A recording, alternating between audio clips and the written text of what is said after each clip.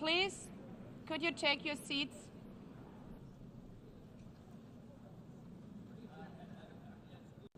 Let me begin with two words we have not been able to say often enough in this hall.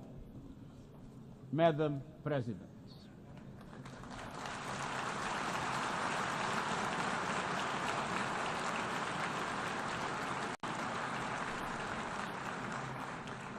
Excellencies, ladies and gentlemen, 8 years ago, in a world scorched by war, leaders made a choice: cooperation over chaos, law over lawlessness, peace over conflict.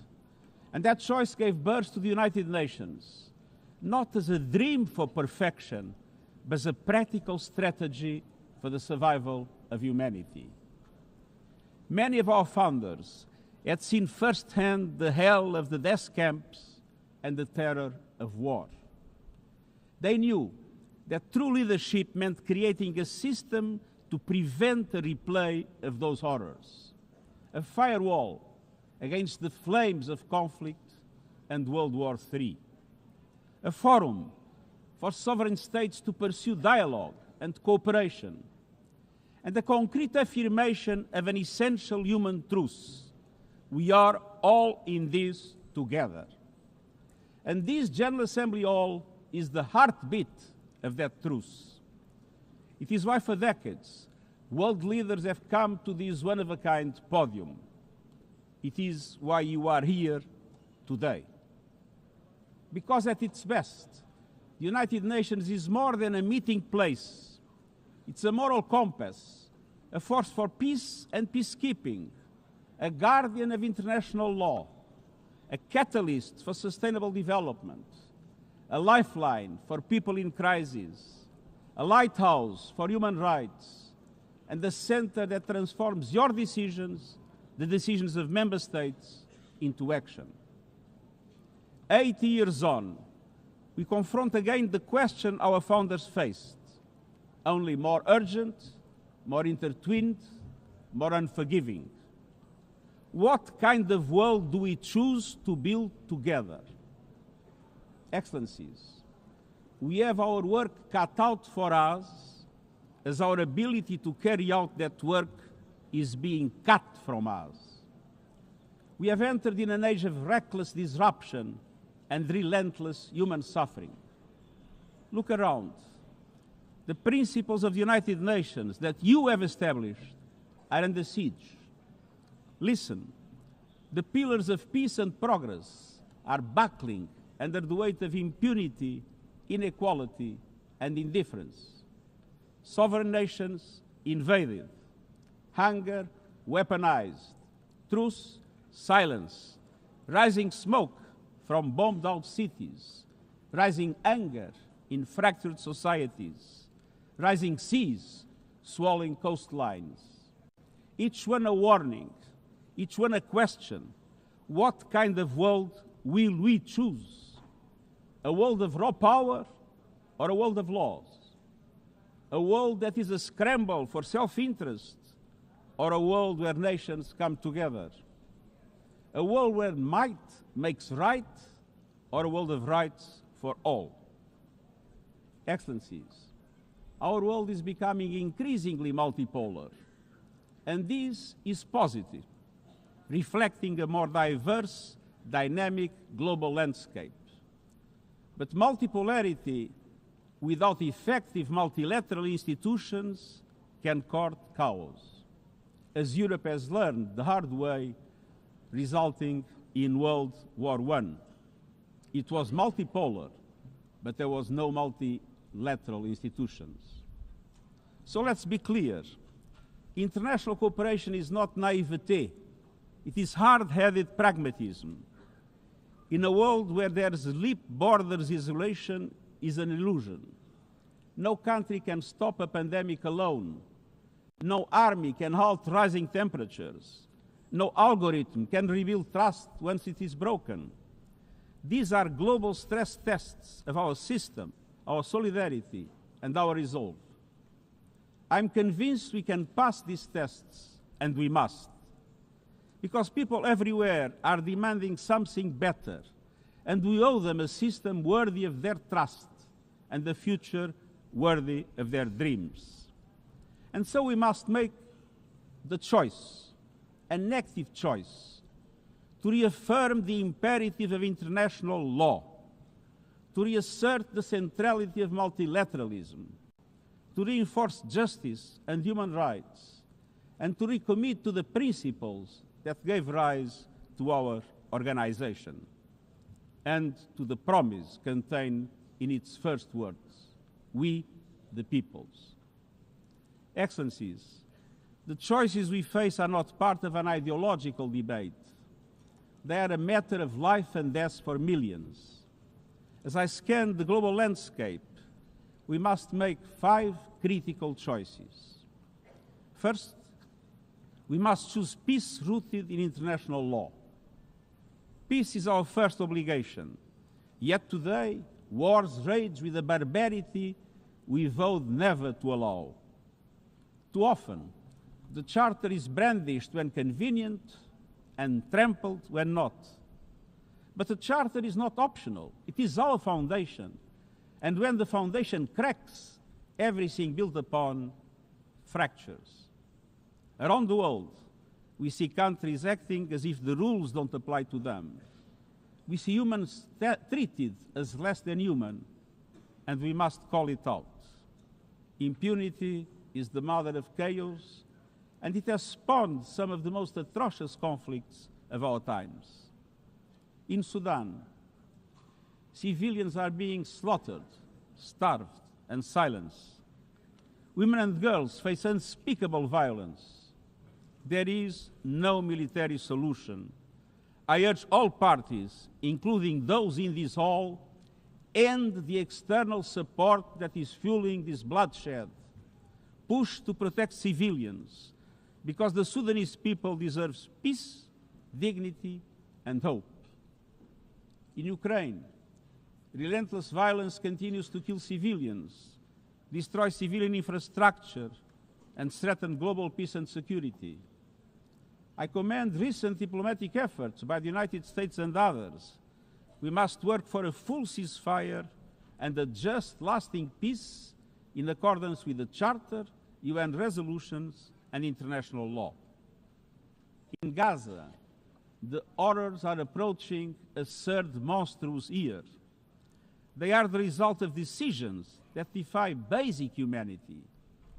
The scale of death and destruction are beyond any other conflict in my years as Secretary-General.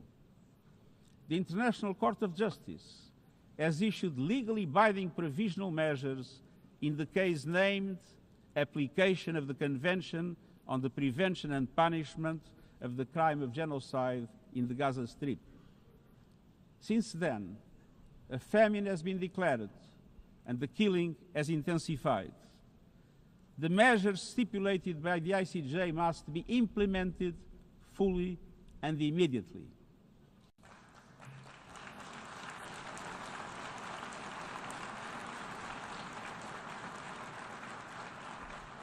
Nothing can justify the horrific Hamas terror attacks of October 7 and the taking of hostages, both of which I have repeatedly condemned. And nothing can justify the collective punishment of the Palestinian people and the systematic destruction of Gaza. We know what is needed. Permanent ceasefire now. All the hostages released now. Full humanitarian access now. And we must not relent in the only viable answer to sustainable Middle East peace, a two-state solution as so eloquently reaffirmed yesterday.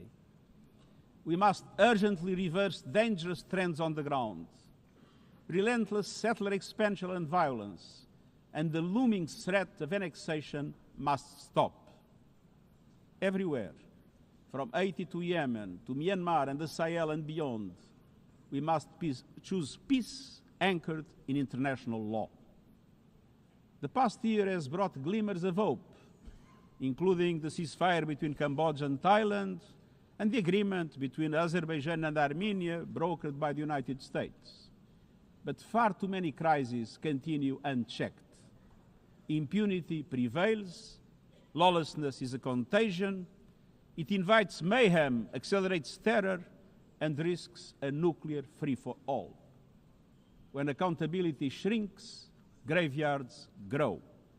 When UN staff and facilities are attacked, violating legal obligations, so too is the core of our ability to serve and deliver. The Security Council must live up to its responsibilities. It must be more representative, more transparent, and more effective. And beyond crisis response, we must tackle the injustices that ignite conflict: exclusion, inequality, impunity, and corruption. The surest way to silence the guns is to raise the volume for justice. Real security is born of fairness and opportunity for all. Excellencies, this leads me to my second point. We must choose human dignity and human rights. Human rights are not an ornament of peace, they're its bedrock. Human rights, economic, social, cultural, political, and civil, are universal, indivisible, and interdependent. Choosing rights means more than words. It means choosing justice over silence. It means protecting freedom and civic space, advancing equality for women and girls, confronting racism and discrimination in all its forms, protecting human rights defenders, journalists, and freedom of speech, and upholding the rights of refugees and migrants so that mobility is safe and in accordance with international law. Human rights are a daily battle, online and offline. They require political will. But dignity is not only about the protection of rights. It is about rights fulfilled through inclusive and resilient development. Rights that put an end to poverty and hunger. Rights that open doors to education, health, and opportunity. The Sustainable Development Goals are our shared roadmap for achieving these rights. But in order to make progress down this road, we need fuel. And that fuel is finance. We've seen what development done right can deliver.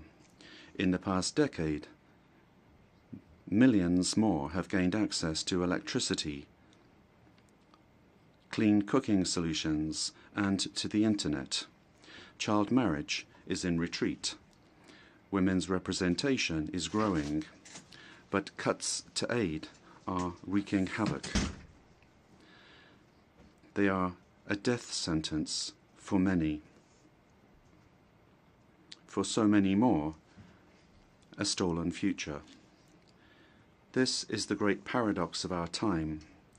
We have the solutions, but we are siphoning off the fuel that would make it possible to make progress. To choose dignity, we must choose financial justice and solidarity.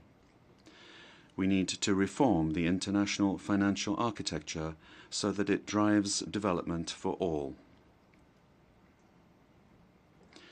With bigger and bolder multilateral development banks, lending more, and mobilizing more private capital for developing countries, with faster and fairer debt relief mechanisms, helping every country in crisis, including middle-income countries.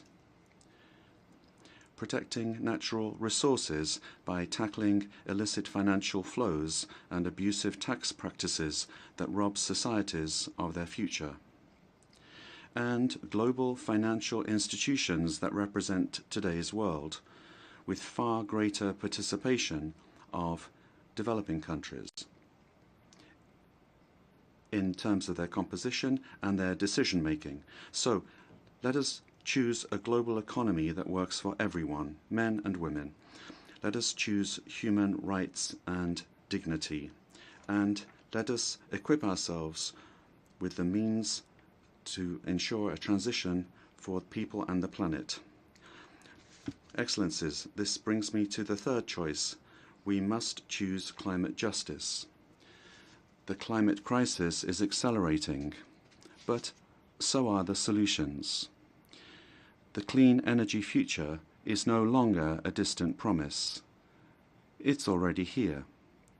No government, industry, or special interest can stop it. But some are trying, hurting economies, locking in higher prices, and squandering a historic opportunity. Fossil fuels are a losing bet. Last year, almost all new power capacity came from renewables, and the investment is surging. Renewables are the cheapest and fastest source of new power.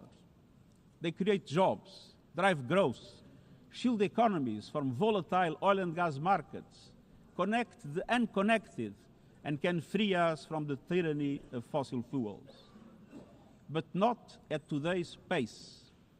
Clean energy investment remains uneven. 21st century grids and storage are not rolling out fast enough. And public subsidies, taking from taxpayer money, still flow to fossil fuels over clean energy by a factor of 9 to 1. Meanwhile, emissions, temperatures, and disasters keep rising.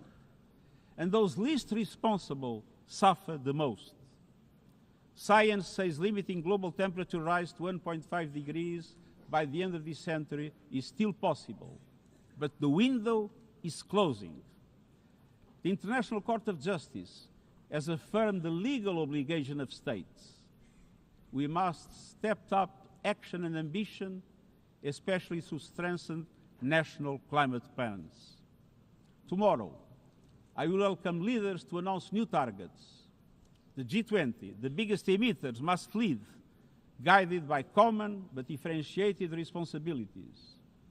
But all countries must step up and do more as we head to the UN Climate Conference in Brazil. By accelerating action in energy, forests, methane, and industrial decarbonization.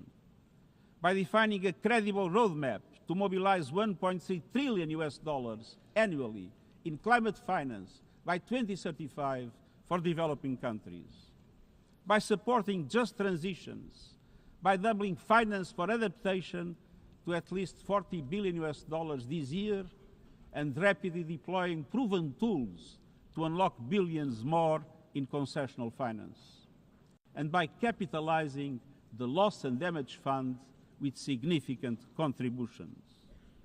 All of these requires government, international financial institutions, philanthropies, civil society, and the private sector to work together, to provide fiscal space to developing countries and unlock new innovative sources of finance at scale, including solidarity levies on high-emitting sectors and debt swaps. We have the solutions and tools, but we must choose climate justice and climate action.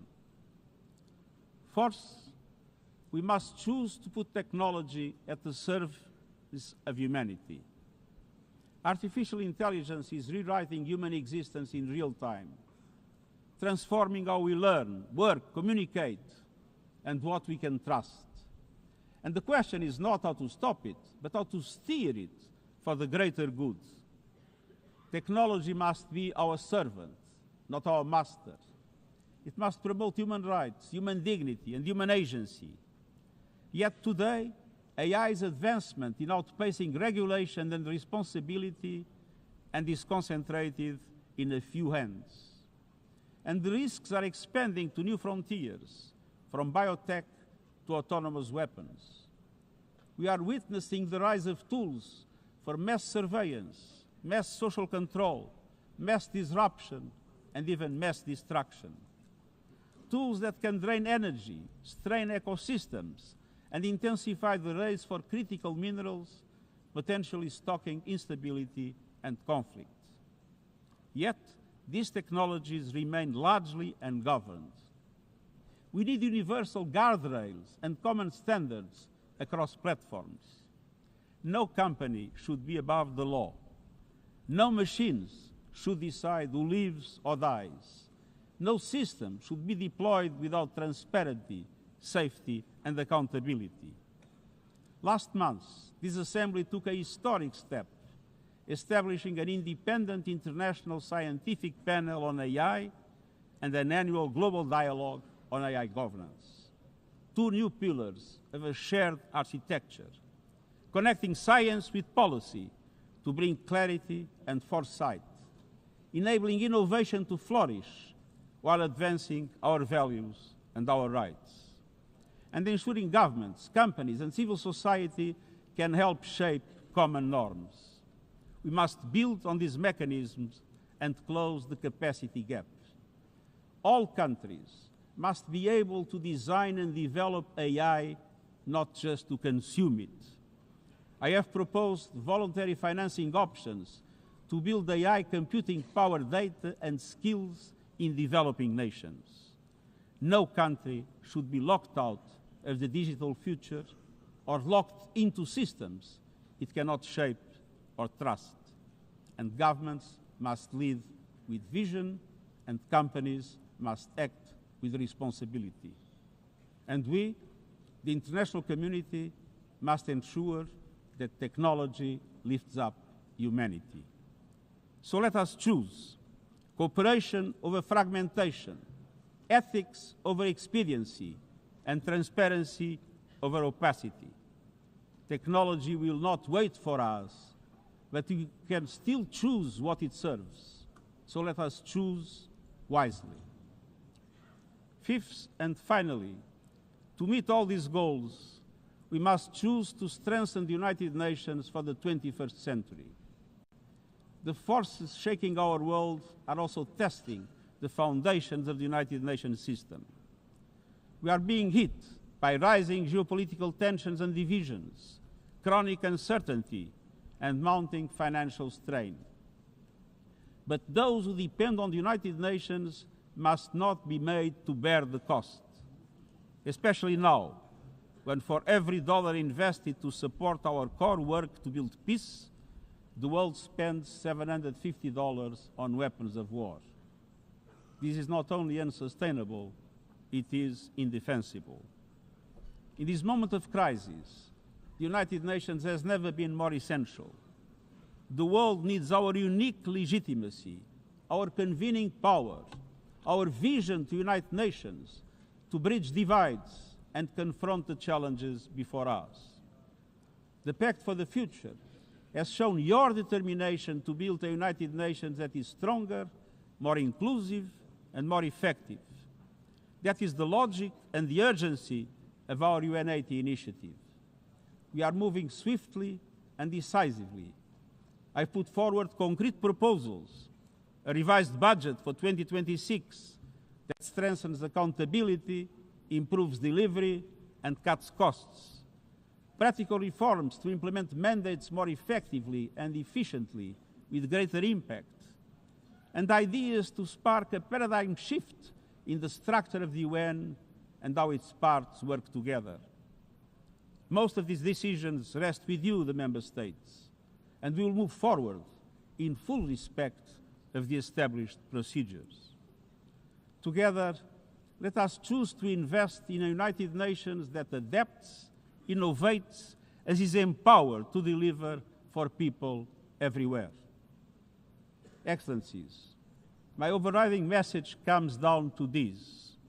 Now is the time to choose. It's not enough to know what the right choices are. I urge you to make them. I grew up in a world where choices were few. I was raised in the darkness of dictatorship, where fear silenced voices and hope was nearly crushed. Yet, even the bleakest hours, especially then, I discovered a truth that has never left me. Power does not reside in the hands of those who dominate or divide. Real power resides from people, from our shared resolve to uphold dignity, to defend equality, to believe fiercely in our common humanity, and the potential of every human being. I learned early to persevere, to speak out, to refuse to surrender, no matter the challenge, no matter the obstacle, no matter the hour. We must and we will overcome. Because in a world of many choices, there is one choice we must never make, the choice to give up. We must never give up. That is my promise to you, for peace, for dignity, for justice, for humanity, for the world we know is possible when we work as one. I will never, ever give up. Thank you.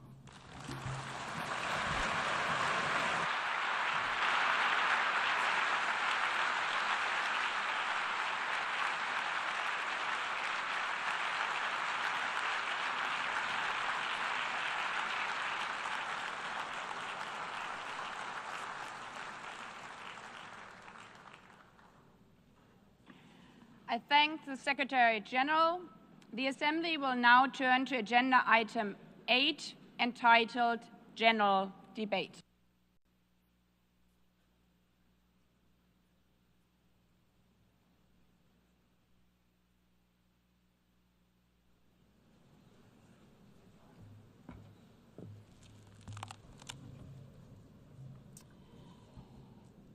"80 years. Longer than the average human life. This anniversary of the United Nations should have been a moment of celebration. But this is not an ordinary year. Just look at the state of our world, as the Secretary-General described. Thousands of orphans in Gaza are wandering around the rubble, eating sand, drinking contaminated water. 90-year-old women in Ukraine are hiding from drones, trapped in their homes instead of living their final years in peace. Children in Haiti, too afraid to walk to school, afraid they might be gunned down by gangs like their friends. And for every conflict and tragedy that seizes the headlines, there are so many more that are forgotten, lost to the news cycle. Like women in Democratic Republic of the Congo, shielding their daughters from armed groups, fearful they might be raped. And Rohingya children, spending their whole childhood in tattered tents, unable to remember what their home looks like. Faced with these realities, now is not the time to celebrate, but to ask ourselves, where is the United Nations? Distinguished heads of state and government, Mr. Secretary-General, Excellencies, ladies and gentlemen, people out there in the world watching us. Clearly, we have to do better. But what we should not let cynics allow to weaponize these failures, to argue that our institution is a waste of money, outdated, irrelevant. When the principles of the Charter are ignored, is it the UN that has failed? When tanks rolled into Ukraine, was it because Article 2 of the Charter is not clear enough about sovereignty and territorial integrity? When civilians, children, are killed in Gaza, is it humanitarian law at fault for failing to protect them? It's not the Charter which fails. It's not the UN as an institution which fails. The Charter, our Charter, is only as strong as member states' willingness to uphold it, and their willingness to hold to account those who violate it. Excellencies, yes, our world is in pain. Yes, we have failures. But imagine how much worse would it be without the United Nations? Would a single person be better off without it? Without UNICEF, 26 million children would not have received an education. Without the World Food Programme, nearly 125 million people would have lacked life-saving food assistance. Without the World Health Organization, over 1 billion vaccines would not have been supplied. Sometimes we could have done more, but we cannot let this dishearten us. If we stop doing the right thing, evil would prevail. This 80th session is not about big celebrations.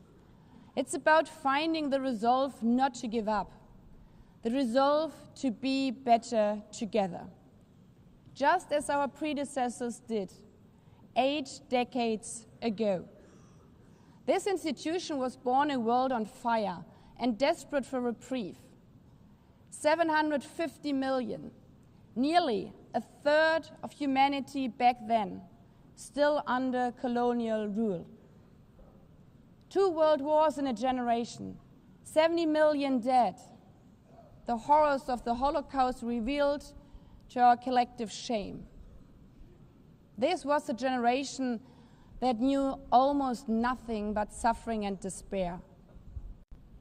The signing of the Charter in 1945 gave hope to millions, gave us a North Star that guided our path from the ashes of war, helped guide nations from colonial rule into independent states, helped end apartheid. Across the decades, the United Nations has been a compass pointing toward peace, humanity, and justice. We have not always succeeded, but the story of this institution is not a story of easy victories. It's a story of falling and rising, of pulling ourselves and each other back up and trying harder. We gather here for the 80th time, not for empty celebration, not out of ritual, not to hear our own voices.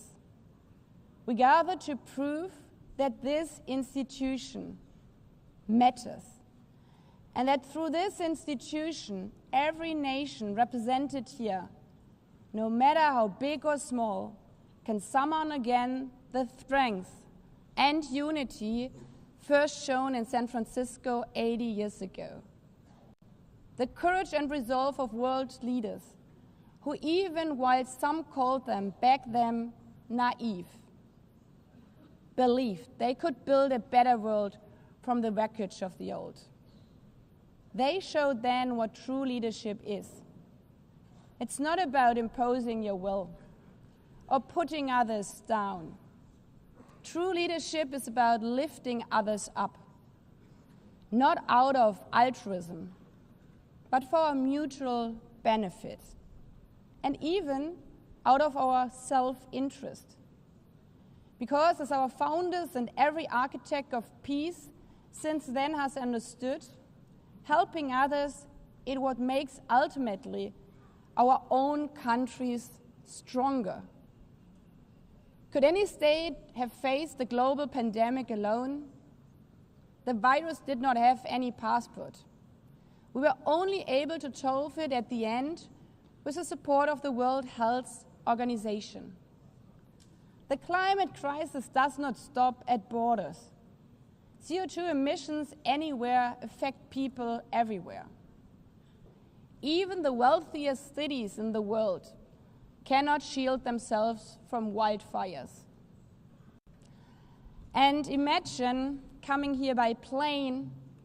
How safe would you feel to step into the next airplane if there were no International Civil Aviation Organization anymore, which is responsible for setting safety regulations for 5 billion passengers each year?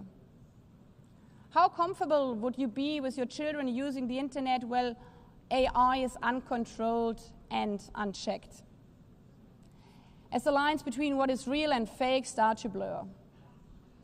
In this globalized, digitalized world, we work together or we suffer alone. Excellencies, the theme of this milestone session and the high-level week is therefore better together. 80 years and more for peace, development, and human rights. Will living up to that be easy? No. But this hall was not built for easy times. It was built to come together to confront the hardest topics. This session is a session where the high-level week is about resolving differences. We showed some of it yesterday already. But even the house of dialogue and diplomacy needs a renovation. That is why the UN80 initiative and the wider reform process are not luxuries, but necessities. We are literally now at a crossroads, a make it or break it moment, politically, financially. Therefore, we have to deliver a United Nations that is agile, cost-effective, and fit for purpose. Member States have to give the Secretary-General and this process their full support, because reform cannot stop in New York. It must carry through to every capital. That includes delivering the Pact for the Future and accelerating progress on the Sustainable Development Goals. Again, this is not about charity. It's about addressing the core purposes of this institution, about strengthening our foundations across all three pillars: peace and security, human rights, and sustainable development. They are inseparable. Leaving hundreds of millions trapped in extreme poverty, vulnerable to crisis, and denied their human rights is not only a moral failure, it's a recipe for global unrest, terrorism, and a tragic waste of humanity's greatest resource, its people. Put it simply, without the SDGs, there cannot be lasting peace. Excellencies, our future as an institution will also be shaped by the selection of the next Secretary-General. And here we must pause and reflect. In nearly 80 years, this organization has never chosen a woman for that role. One might wonder how out of 4 billion potential candidates, there could not be found a single one. Of course,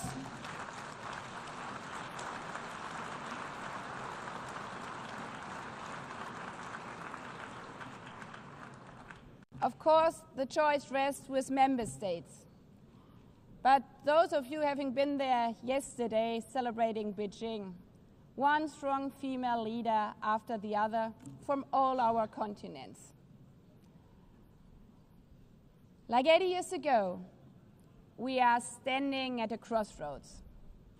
And it's up to us, to every single member state, to live up to the same leadership as your predecessors did, to act when action is needed, to uphold the principles of our charter, to be better together, to show the people around the world that this United Nation is there, today, tomorrow, and for the next 8 decades. Because, after all, it's the life insurance for every country.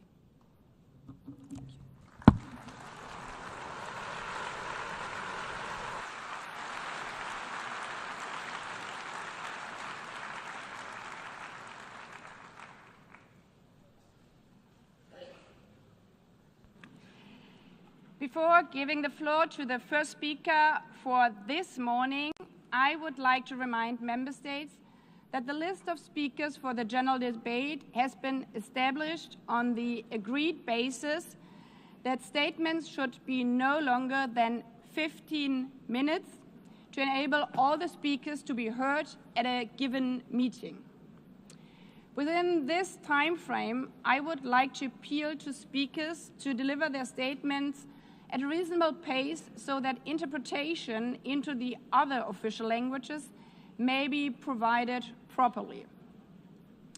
I would also like to draw your attention to the decision taken by the Assembly at previous sessions, namely that the practice of expressing congratulations inside the Assembly Hall after speech has been delivered is strongly discouraged.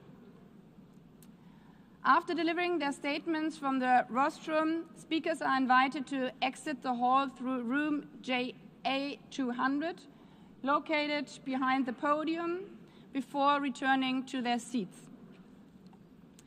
May I take it that the Assembly agrees to proceed in this manner? It's so decided. Finally, I should like to draw the attention of Member States that during the general debate, official photographers are in the room and will take official photographs of all speakers by the Department of Global Communications. Members interested in obtaining these photographs are requested to contact the Photo Library of the United Nations. By this, the Assembly will hear an address by His Excellency Luiz Inácio Lula da Silva, President of the Federative Republic of Brazil. I request the protocol to escort His Excellency and invite him to address the Assembly.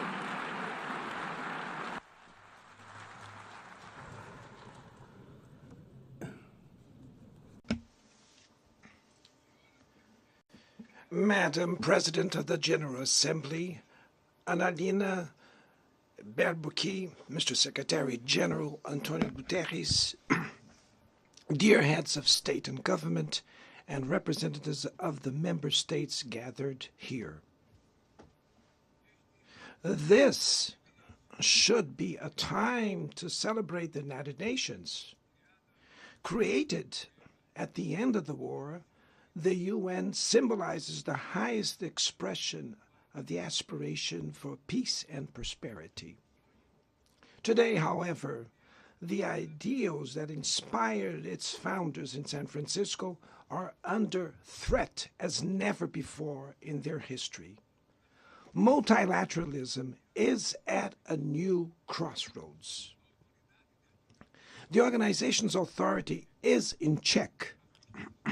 We are witnessing the consolidation of an international order marked by repeated concessions to power play, attacks on sovereignty, arbitrary sanctions, and unilateral interventions are becoming the rule.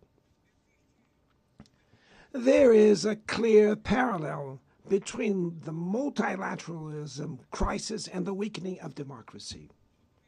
Authoritarianism is strengthened when we fail to act in the face of arbitrary acts, when the international society falters in defending peace, sovereignty, and the rule of law. The consequences are tragic. Throughout the world, anti-democratic forces are trying to subjugate institutions and stifle freedoms. They worship violence, praise ignorance, act as physical and digital militias, and restrict the press. Even under an unprecedented attack, Brazil chose to resist and defend its democracy, regained 40 years ago by its people after 2 decades of dictatorial governments.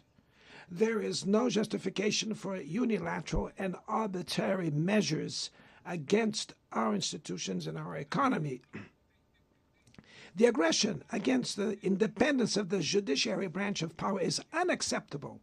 This interference in domestic affairs is aided by a subservient far right who is nostalgic of past hegemonies. False patriots plan and publicly promote actions against Brazil.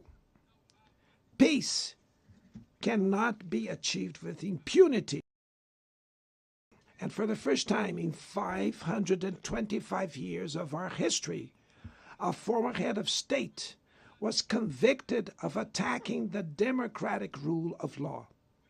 He was investigated, indicted, trialed, and held accountable for his actions in a meticulous process. He has the right to defend himself was secured, a prerogative that dictatorships deny to their victims. Before the eyes of the world, Brazil sent a message to all aspiring autocrats and those who support them. Our democracy, our sovereignty are non-negotiable.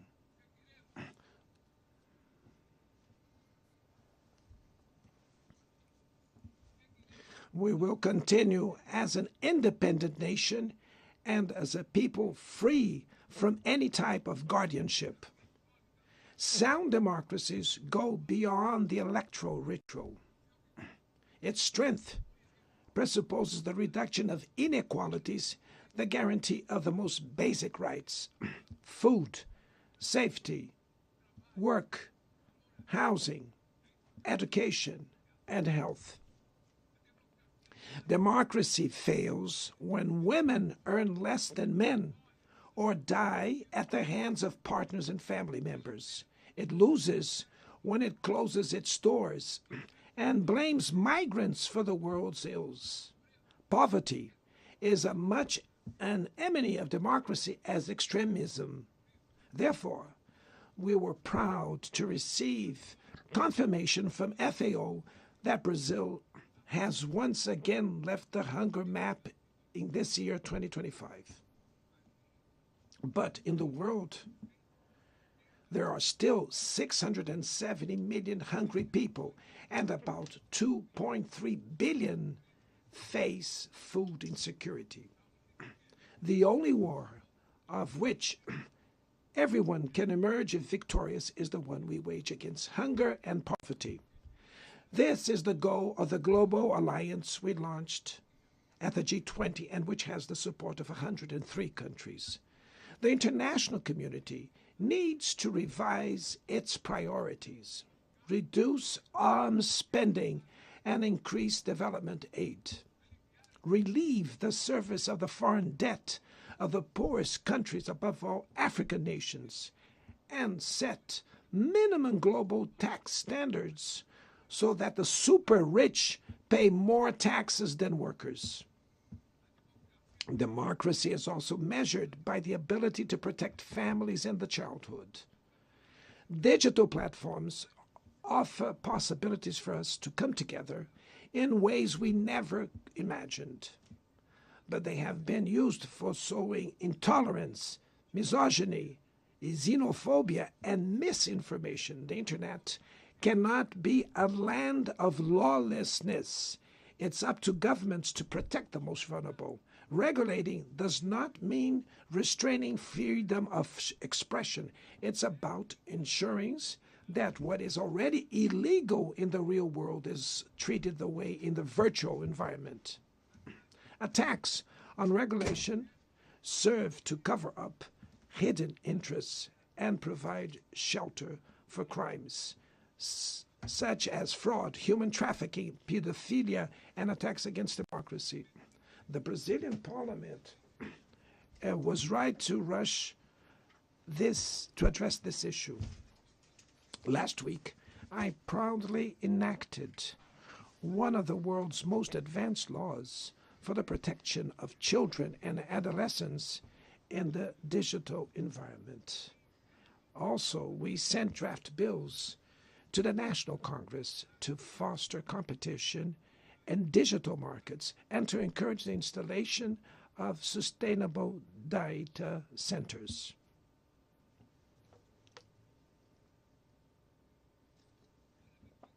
To mitigate the risks of artificial intelligence, we are committed to building multilateral governance in line with the Global Digital Compact that was approved in this plenary last year.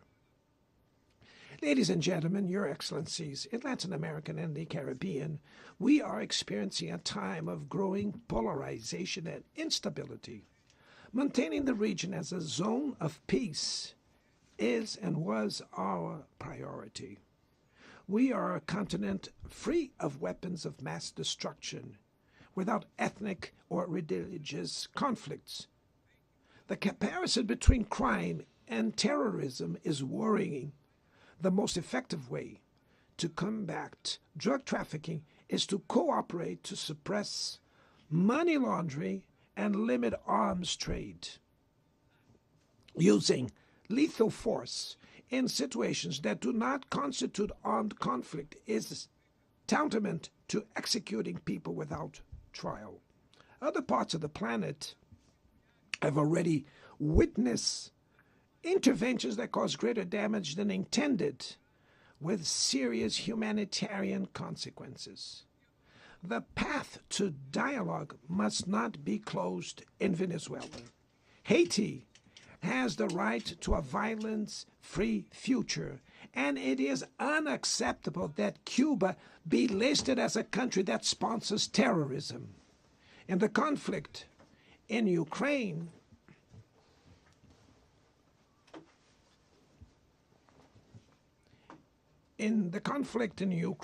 we all already know that there will be no military solution. The recent meeting in Alaska raised hopes for a negotiated way out. It's necessary to pave the way for a realistic solution. This implies taking into account the legitimate security concerns of all parties. The African Initiative and the Friends for Peace group created by China and Brazil can help promote dialogue and a diplomatic solution. No situation is more emblematic of the disproportionate and illegal use of force than the one occurring in Palestine. The terrorist attacks perpetrated by Hamas are indefensible from any angle, but nothing, absolutely nothing, justifies the ongoing genocide in Gaza.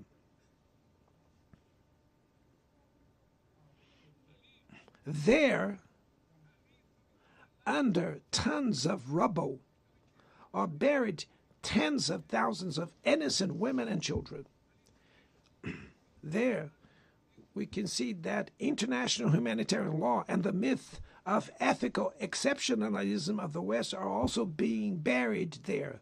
This massacre would not have happened without the complicity of those who could have prevented it. In Gaza, hunger is used as a weapon of war, and the forced displacement of populations goes on unpunished.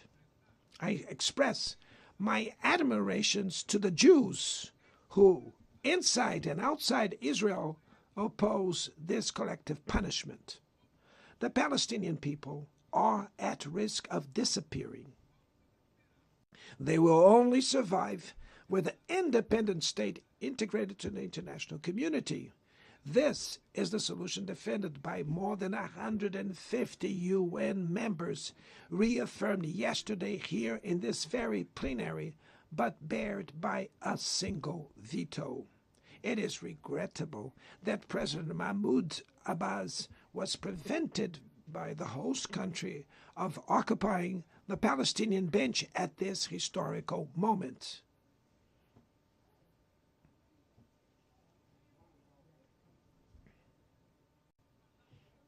The spread of this conflict to Lebanon, Syria, Iran, Qatar is fueling an unprecedented arms build-up.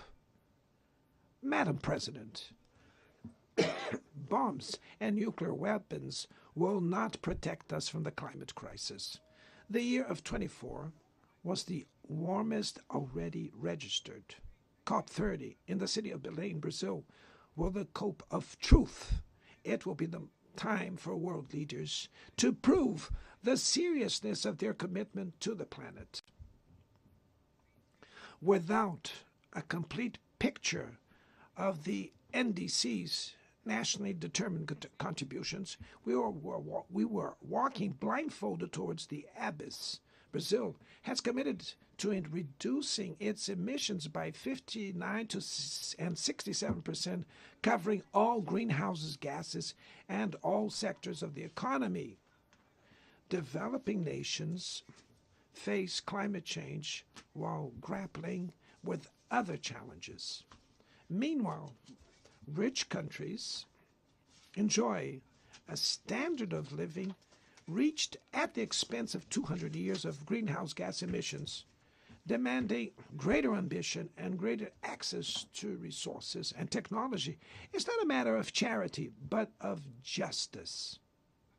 The race for critical minerals essential for energy transition cannot reproduce the predatory and asymmetrical logic that has characterized recent centuries. In Belém City, the world will learn about the reality of the Amazon. Brazil has already reduced deforestation by half in the region in the last 2 years. Eradicating it requires ensuring decent living conditions for its millions of inhabitants. Promoting sustainable development is the objective of the Tropical Forest Forever facility, which Brazil intends to launch to compensate countries that keep their forests standing. But the time has come to move from the negotiation phase to the implementation stage. The world owes a lot to the regime created by the Climate Convention. Climate change needs to be brought to the heart of the UN so that it gets the attention it deserves. A council linked to the General Assembly with the power and legitimacy to monitor commitments provide coherence to climate action. This is a fundamental step towards a broader reform of the organization, which would also include an expanded Security Council in the 2 member categories. Few areas have worsened as much as the multilateral trading system.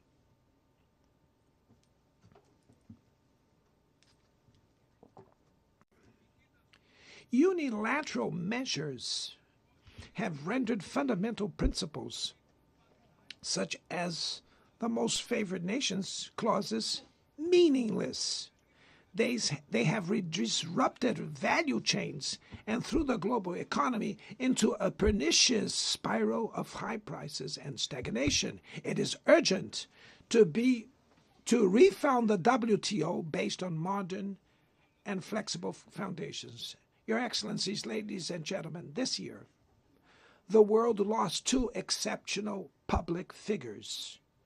Former Uruguayan President Pepe Mujica and our dear Pope Francis. Both embodied the best humanist values like no other. Their lives were intertwined with the 8 decades of the UN's existence. If they were still among us, they would use this platform to remember that authoritarianism, environmental degradation, and inequality are not relentless, that the only ones defeated are those who stand idly by, resignate, and that we can defeat the false prophets and oligarchs who exploit fear and monetize hate, and that tomorrow is made of daily choices, and it takes courage to act to transform it. In the future that Brazil envisions, there is no room for the reenactment of ideological rivalries or spheres of influence. Confrontation is not inevitable. We need leaders with clear visions who understand that the international order is not a zero-sum game. The 21st century will be increasingly multipolar. For it to remain peaceful, it cannot fall to multilateral. Brazil is giving increasing importance to the European Union, the African Union, ASEAN, CELAC, BRICS, and the G20. The voice of the Global South must be heard. The UN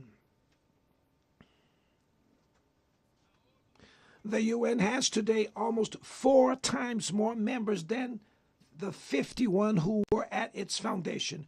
Our historic mission is to make it once again a barrier of hope and a promoter of equality, peace, sustainable development, diversity, and tolerance. May God bless us all. And thank you very much.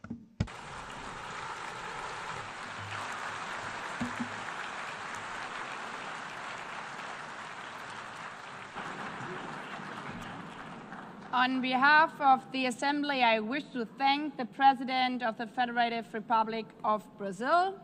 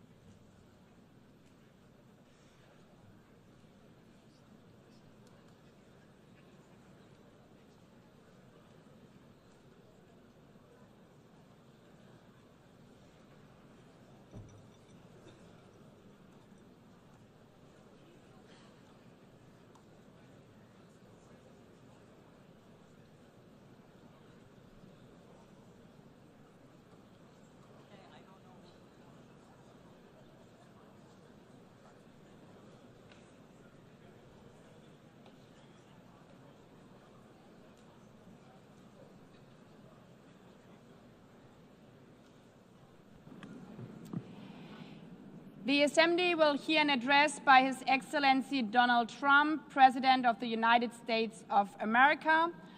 I request protocol to escort His Excellency and invite him to address the Assembly.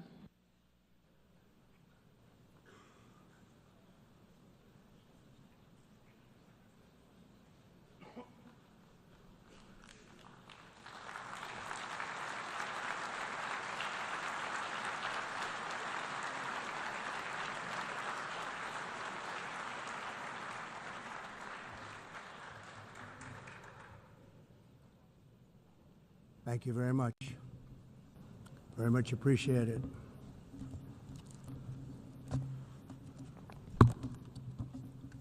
And I don't mind making this speech without a teleprompter, because the teleprompter is not working.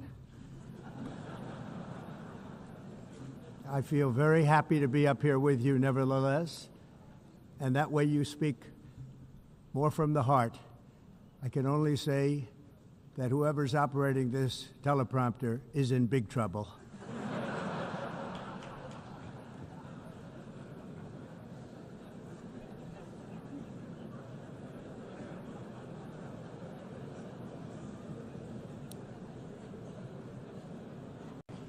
Hello, Madam First Lady. Thank you very much for being here. And Madam President, Mr. Secretary-General, First Lady of the United States, distinguished delegates, ambassadors, and world leaders.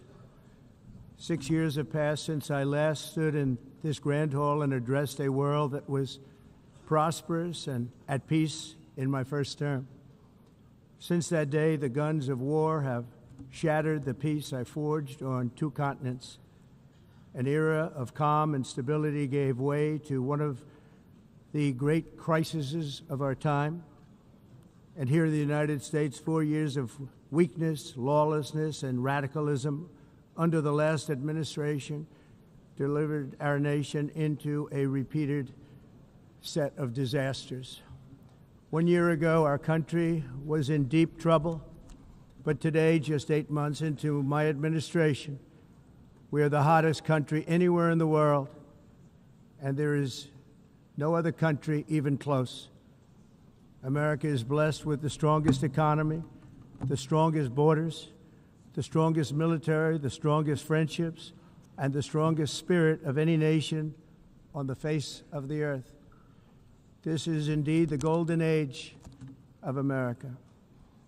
We are rapidly reversing the economic calamity we inherited from the previous administration, including ruinous price increases and record-setting inflation like we've never had before. Under my leadership, energy costs are down, gasoline prices are down, grocery prices are down, mortgage rates are down, and inflation has been defeated. The only thing that's up is the stock market, which just hit a record high. In fact, it hit a record high 48 times in the last short period of time. Growth is surging, manufacturing is booming. The stock market, as I said, is doing better than it's ever done. And all of you in this room benefit by that, almost everybody. And importantly, workers' wages are rising at the fastest pace in more than 60 years. And that's what it's all about, isn't it? In 4 years of President Biden, we had less than $1 trillion of new investment into the United States. In just 8 months since I took office, we have secured commitments and money already paid for $17 trillion. Think of it, 4 years, less than $1 trillion, 8 months, much more than $17 trillion is being invested in the United States, and it's now pouring in from all parts of the world. We've implemented the largest tax cuts in American history and the largest regulation cuts in American history, making this once and again the best country on earth to do business. And many of the people in this room are investing in America, and it's turned out to be an awfully good investment during this 8-month period. In my first term, I built the greatest economy in the history of the world. We had the best economy ever, history of the world. And I'm doing the same thing again, but this time it's actually much bigger and even better. The numbers far surpass my record-setting first term. On our southern border, we have successfully repelled a colossal invasion, and for the last 4 months, and that's 4 months in a row, the number of illegal aliens admitted and entering our country has been 0. Hard to believe, because if you look back just a year ago, it was millions and millions of people pouring in from all over the world, from prisons, from mental institutions, drug dealers. All over the world they came. They just poured into our country with the ridiculous open border policy of the Biden administration. Our message is very simple. If you come illegally into the United States, you're going to jail, or you're going back to where you came from, or perhaps even further than that. You know what that means. I want to thank the country of El Salvador for the successful and professional job they've done in receiving and jailing so many criminals that entered our country. And it was under the previous administration that the number became record-setting, and they're all being taken out. We have no choice. And other countries have no choice, because other countries are in the exact same situation with immigration. It's destroying your country, and you have to do something about it. On the world stage, America is respected again like it has never been respected before. You think about 2 years ago, 3 years ago, 4 years ago, or 1 year ago, we were a laughingstock all over the world. At the NATO summit in June, virtually all NATO members formally committed to increase defense spending at my request from 2% to 5% of GDP, making our alliance far stronger and more powerful than it was ever before. In May, I traveled to the Middle East to visit my friends and rebuild our partnerships in the Gulf and those valued relationships with Saudi Arabia, Qatar, and the UAE, and other countries are now, I believe, closer than ever before. My administration has negotiated one historic trade deal after another, including with the United Kingdom, the European Union, Japan, South Korea, Vietnam, Indonesia, the Philippines, Malaysia, and many, many others. Likewise, in a period of just 7 months, I have ended 7 unendable wars. They said they were unendable. You're never going to get them solved. Some were going for 31 years, two of them, 31, think of it, 31 years. One was 36 years. One was 28 years. I ended 7 wars. And in all cases, they were raging with countless thousands of people being killed. This includes Cambodia and Thailand, Kosovo and Serbia, the Congo and Rwanda, a vicious, violent war that was, Pakistan and India, Israel and Iran, Egypt and Ethiopia, and Armenia and Azerbaijan. It included all of them. No president or prime minister, and for that matter, no other country has ever done anything close to that. And I did it in just 7 months. It's never happened before. There's never been anything like that. I'm very honored to have done it. It's too bad that I had to do these things instead of the United Nations doing them. And sadly, in all cases, the United Nations did not even try to help in any of them. I ended 7 wars, dealt with the leaders of each and every one of these countries, and never even received a phone call from the United Nations offering to help in finalizing the deal. All I got from the United Nations was an escalator that on the way up stopped right in the middle. If the First Lady wasn't in great shape, she would have fallen, but she's in great shape. We're both in good shape. We both stood. And then a teleprompter that didn't work. These are the 2 things I got from the United Nations, a bad escalator and a bad teleprompter. Thank you very much. And by the way, it's working now. It just went on. Thank you. I think I should just do it the other way. It's easier. Thank you very much. I didn't think of it at the time because I was too busy working to save millions of lives. That is the saving and stopping of these wars. But later I realized that the United Nations wasn't there for us. They weren't there. I thought of it really after the fact, not during these negotiations, which were not easy. That being the case, what is the purpose of the United Nations? The UN has such tremendous potential. I've always said it. It has such tremendous, tremendous potential, but it's not even coming close to living up to that potential. For the most part, at least for now, all they seem to do is write a really strongly worded letter and then never follow that letter up. It's empty words, and empty words don't solve war. The only thing that solves war and wars is action. Now, after ending all of these wars and also earlier negotiating the Abraham Accords, which is a very big thing for which our country received no credit, never receives credit. Everyone says that I should get the Nobel Peace Prize for each one of these achievements. But for me, the real prize will be the sons and daughters who live to grow up with their mothers and fathers, because millions of people are no longer being killed in endless and unglorious wars. What I care about is not winning prizes, it's saving lives. We saved millions and millions of lives with the 7 wars. And we have others that we're working on, and you know that. Many years ago, a very successful real estate developer in New York, known as Donald J. Trump, I bid on the renovation and rebuilding of this very United Nations complex. I remember it so well.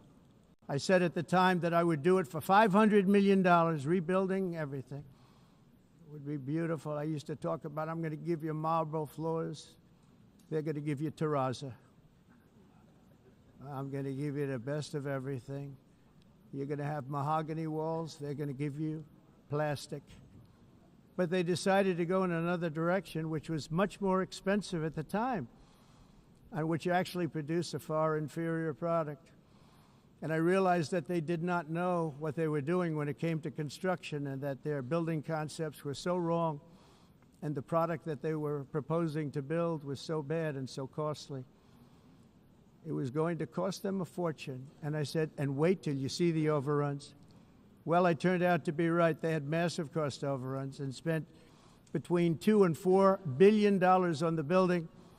and did not even get the marble floors that I promised them.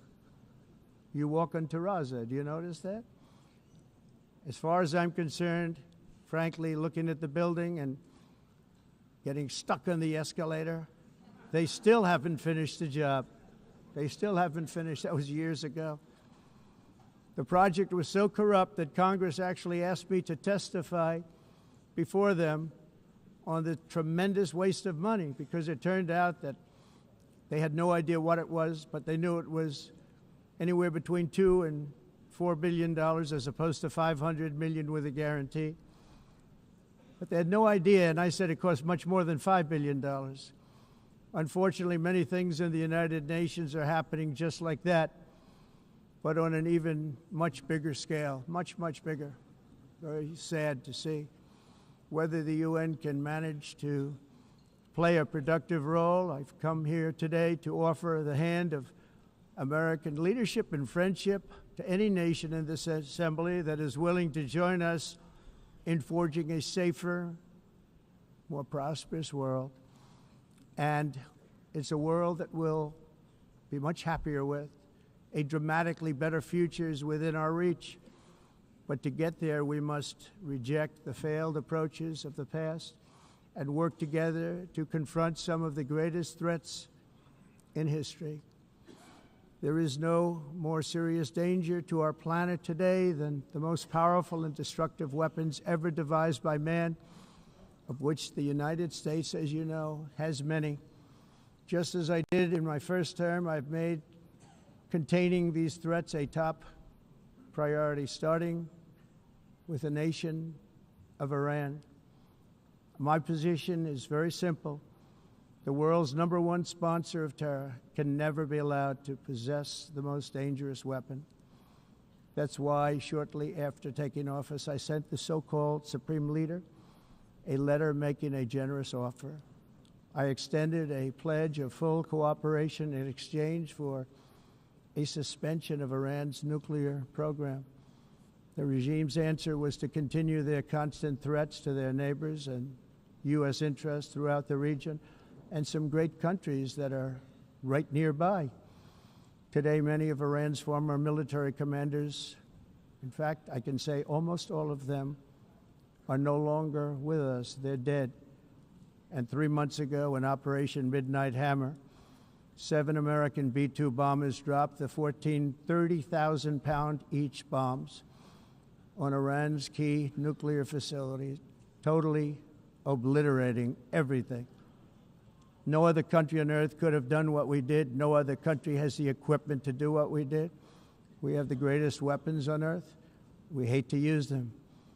But we did something that for 22 years people wanted to do. With Iran's nuclear enrichment capacity demolished, I immediately brokered an end to the 12-day war, as it's called, between Israel and Iran, with both sides agreeing to fight no longer. As everyone knows, I have also been deeply engaged in seeking a ceasefire in Gaza. Have to get that done. Have to get it done. Unfortunately, Hamas has repeatedly rejected reasonable offers to make peace. We can't forget October 7th, can we? Now, as if to encourage continued conflict, some of this body is seeking to unilaterally recognize a Palestinian state.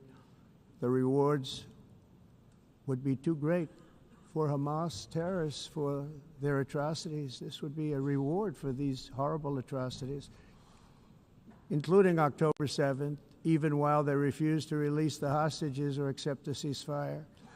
Instead of giving to Hamas and giving so much, because they've taken so much, this could have been solved so long ago. But instead of giving in to Hamas's ransom demands, those who want peace should be united with one message: release the hostages now. Just release the hostages now. Thank you.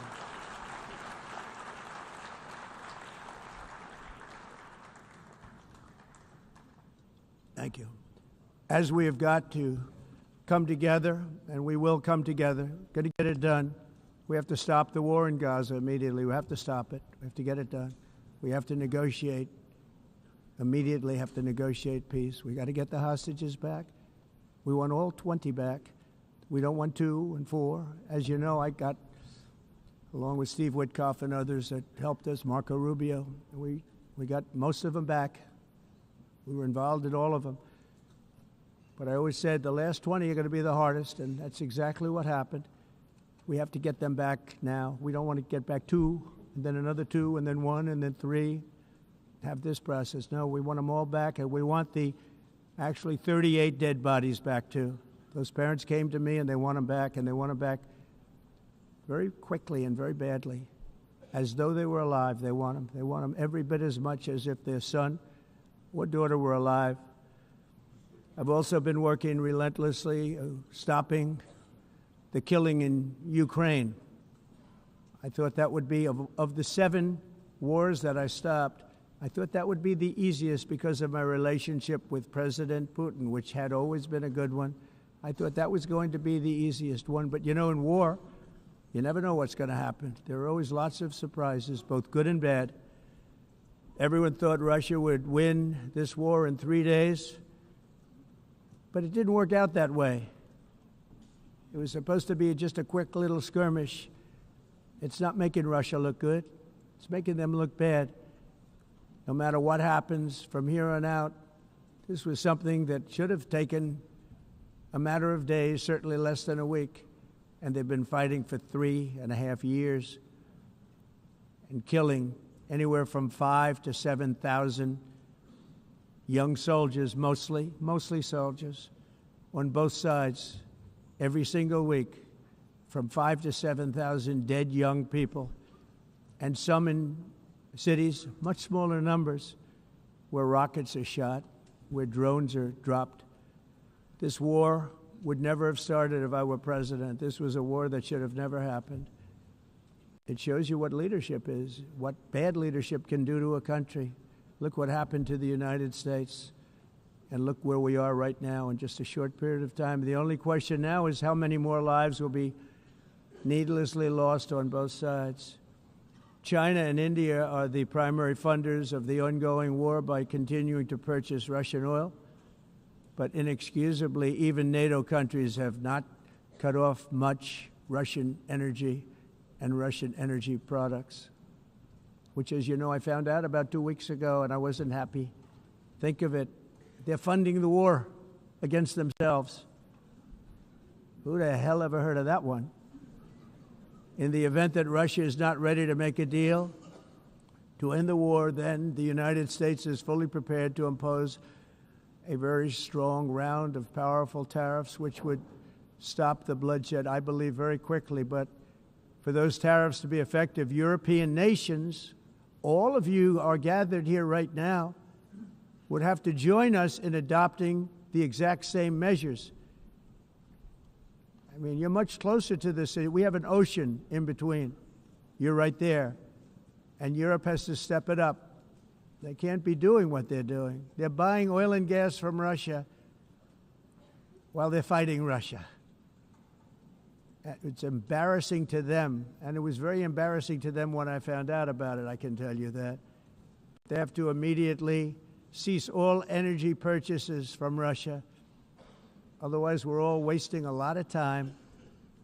So I'm ready to discuss this. We're going to discuss it today with the European nations, all gathered here. I'm sure they're thrilled to hear me speak about it, but that's the way it is. I like to speak my mind and speak the truth. As we seek to reduce the threat of dangerous weapons today, I'm also calling on every nation to join us in ending the development of biological weapons once and for all. And biological is terrible, and nuclear is even beyond, and we include nuclear in that.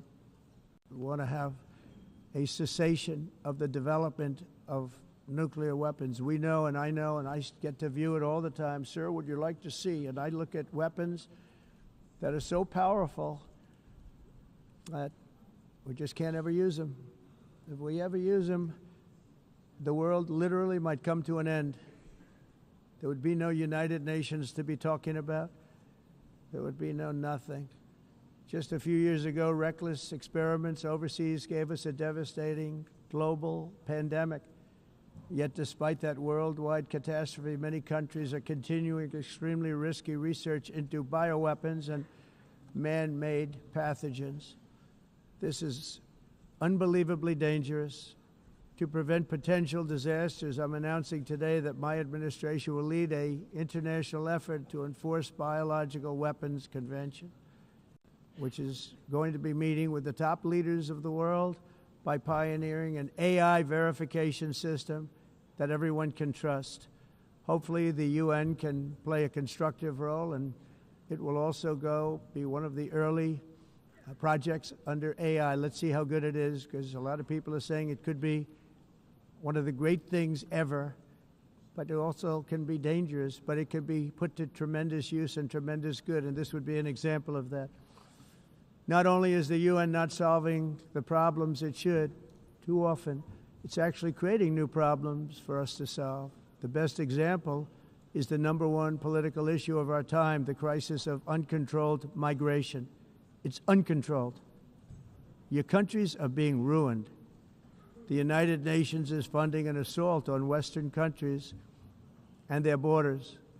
In 2024, the UN budgeted $372 million in cash assistance to support an estimated 624,000 migrants journeying into the United States. Think of that. The UN is supporting people that are illegally coming into the United States, and then we have to get them out. The UN also provided food, shelter, transportation, and debit cards to illegal aliens. Can you believe that? On the way to infiltrate our southern border. Millions of people came through that southern border. Just a year ago, millions and millions of people were pouring in, 25 million altogether over the 4 years of the incompetent Biden administration. And now we have it stopped, totally stopped. In fact, they're not even coming anymore because they know they can't get through. But what took place is totally unacceptable. The UN is supposed to stop invasions, not create them and not finance them. In the United States, we reject the idea that mass numbers of people from foreign lands can be permitted to travel halfway around the world, trample our borders, violate our sovereignty, cause unmitigated crime, and deplete our social safety net. We have reasserted that America belongs to the American people, and I encourage all countries to take their own stand in defense of their citizens as well. You have to do that because I see it. I'm not mentioning names. I see it, and I can call every single one of them out. You're destroying your countries. They're being destroyed. Europe is in serious trouble.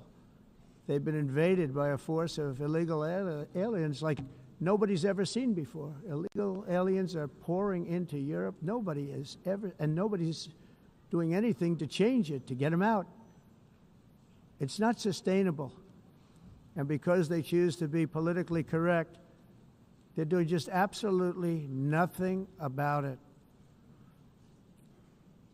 And I have to say, I look at London, where you have a terrible mayor, terrible, terrible mayor, and it's been so changed, so changed. Now they want to go to Sharia law, but you're in a different country. You can't do that. Both the immigration and their suicidal energy ideas will be the death of Western Europe if something is not done immediately. This cannot be sustained.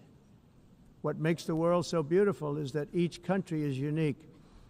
But to stay this way, every sovereign nation must have the right to control their own borders. You have the right to control your borders, as we do now, and to limit the sheer numbers of migrants entering their countries and paid for by the people of that nation that were there and that built that particular nation at the time. They put their blood, sweat, tears, money into that country, and now they're being ruined. Proud nations must be allowed to protect their communities and prevent their societies from being overwhelmed by people they have never seen before, with different customs, religions, with different everything. Where migrants have violated laws, lodged false asylum claims, or claimed refugee status for illegitimate reasons, they should, in many cases, be immediately sent home. And while we will always have a big heart for places and people that are struggling and truly compassionate, answers will be given.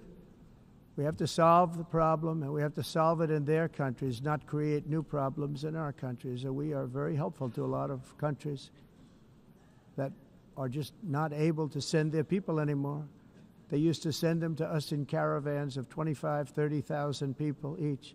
These massive caravans of people pouring into our country, totally unchecked and unvetted. But not anymore.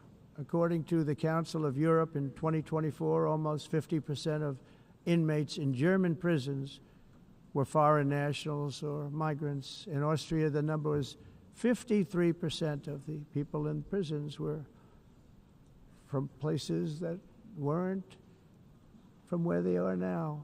In Greece, the number was 54%, and in Switzerland, beautiful Switzerland, 72% of the people in prisons are from outside of Switzerland. When your prisons are filled with so-called asylum seekers who repaid kindness, and that's what they did, they repaid kindness with crime. It's time to end the failed experiment of open borders. You have to end it now. See, I can tell you. I'm really good at this stuff. Your countries are going to hell. In America, we've taken bold action to swiftly shut down uncontrolled migration. Once we started detaining and deporting everyone who crossed the border and removing illegal aliens from the United States, they simply stopped coming. They're not coming anymore. We're getting a lot of credit, but they're not coming anymore. This was a humanitarian act for all involved because on the trips up, thousands of people a week were dying. Women were being raped. Nobody's ever seen anything like it. Raped, horribly beaten, raped. On the trip up, the journey up, it was a long walk. It was a long, arduous journey, indeed. And it was also a historic victory against human trafficking throughout the region. What we did was a victory, and we saved so many lives of people that wouldn't make the journey. That journey was loaded up with death. Loaded up with death. Dead bodies all along the roads of jungles to get up. They go through jungles, they go through areas so hot you couldn't breathe. They were dying of suffocation, areas so hot that you couldn't breathe. Dead bodies all over. By them not coming, we're saving tremendous numbers of lives. My people have done a fantastic job in doing what they did, and the American public agrees with it. I mean, I was very proud to see this morning I have the highest poll numbers I've ever had. Part of it is because of what we've done on the border. I guess the other part is what we've done on the economy. Joe Biden's policies empowered murderous gangs, human smugglers, child traffickers, drug cartels, and prisoners from all over the world. The previous administration also lost nearly 300,000 children. Think of that. They lost more than 300,000 children, little children, who were trafficked into the United States on the Biden watch, many of whom have been raped, exploited, and abused, and sold. Sold. Nobody talks about that. The fake news doesn't write about it. With many others, young children who are missing or dead. And we found a lot of these children, and we're sending them back, and we've been sending them back to their parents. They said, nobody knows who they are. They said, where do you come from? And they'll give us a country, and we'll find out, and we'll figure it out, and we'll bring them back to their homes. And the mother and father rush to the door, and their tears in their eyes. They can't believe that they're seeing their son or daughter, their little son or daughter again. We've done almost 30,000 of them so far. Any system that results in the mass trafficking of children is inherently evil. Yet that is exactly what the globalist migration agenda has done, and it's what it's all about. In America, those days, as you know, are over. The Trump administration is working, and we are continuing to work to track down the villains that are causing this problem, and also, as I said, to get back the 30,000 we've already returned. Now I think we're going to have another. We're going to find a lot. You're not going to find all of them. 300, more than 300,000 They're lost or they're dead. They're lost or they're dead because of the animals that did this. To protect our citizens, I've also designated multiple savage drug cartels as far as and you see this, and you see it happening right before your eyes. Let's put it this way, people don't like taking big loads of drugs in boats anymore. There aren't too many boats that are traveling on the seas by Venezuela. They tend not to want to travel very quickly anymore. And we've virtually stopped drugs coming into our country by sea. We call them the water drugs. They kill hundreds of thousands of people. I've also designated multiple savage drug cartels as far as foreign terrorist organizations, along with two bloodthirsty transnational gangs, probably the worst gangs anywhere in the world, MS-13 and Tren de Aragua. Tren de Aragua is from Venezuela, by the way. Such organizations torture, maim, mutilate, and murder with impunity.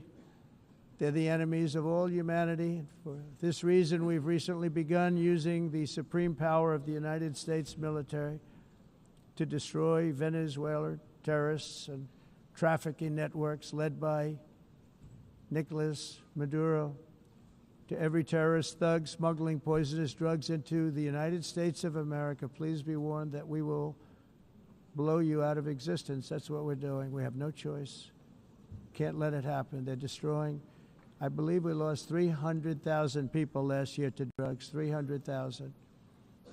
Fentanyl and other drugs. Each boat that we sink carries drugs that would kill more than 25,000 Americans. We will not let that happen. Energy is another area where the United States is now thriving like never before. We're getting rid of the falsely named renewables. By the way, they're a joke. They don't work. They're too expensive. They're not strong enough to fire up the plants that you need to make your country great. The wind doesn't blow. Those big windmills are so pathetic and so bad, so expensive to operate. And they have to be rebuilt all the time, and they start to rust and rot.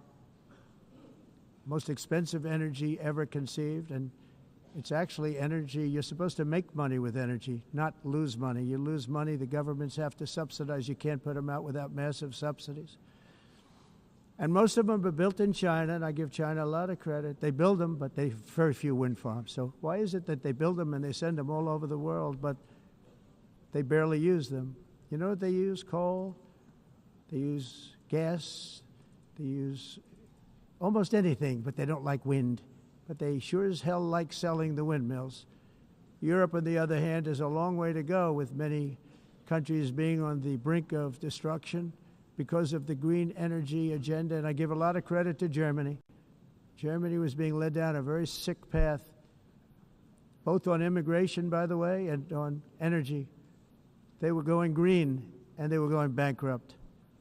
And the new leadership came in, and they went back to where they were, with fossil fuel and with nuclear, which is good.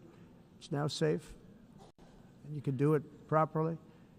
But they went back to where they were, and they opened up a lot of different plants, energy-producing plants, and they're doing well. I give Germany a lot of credit for that.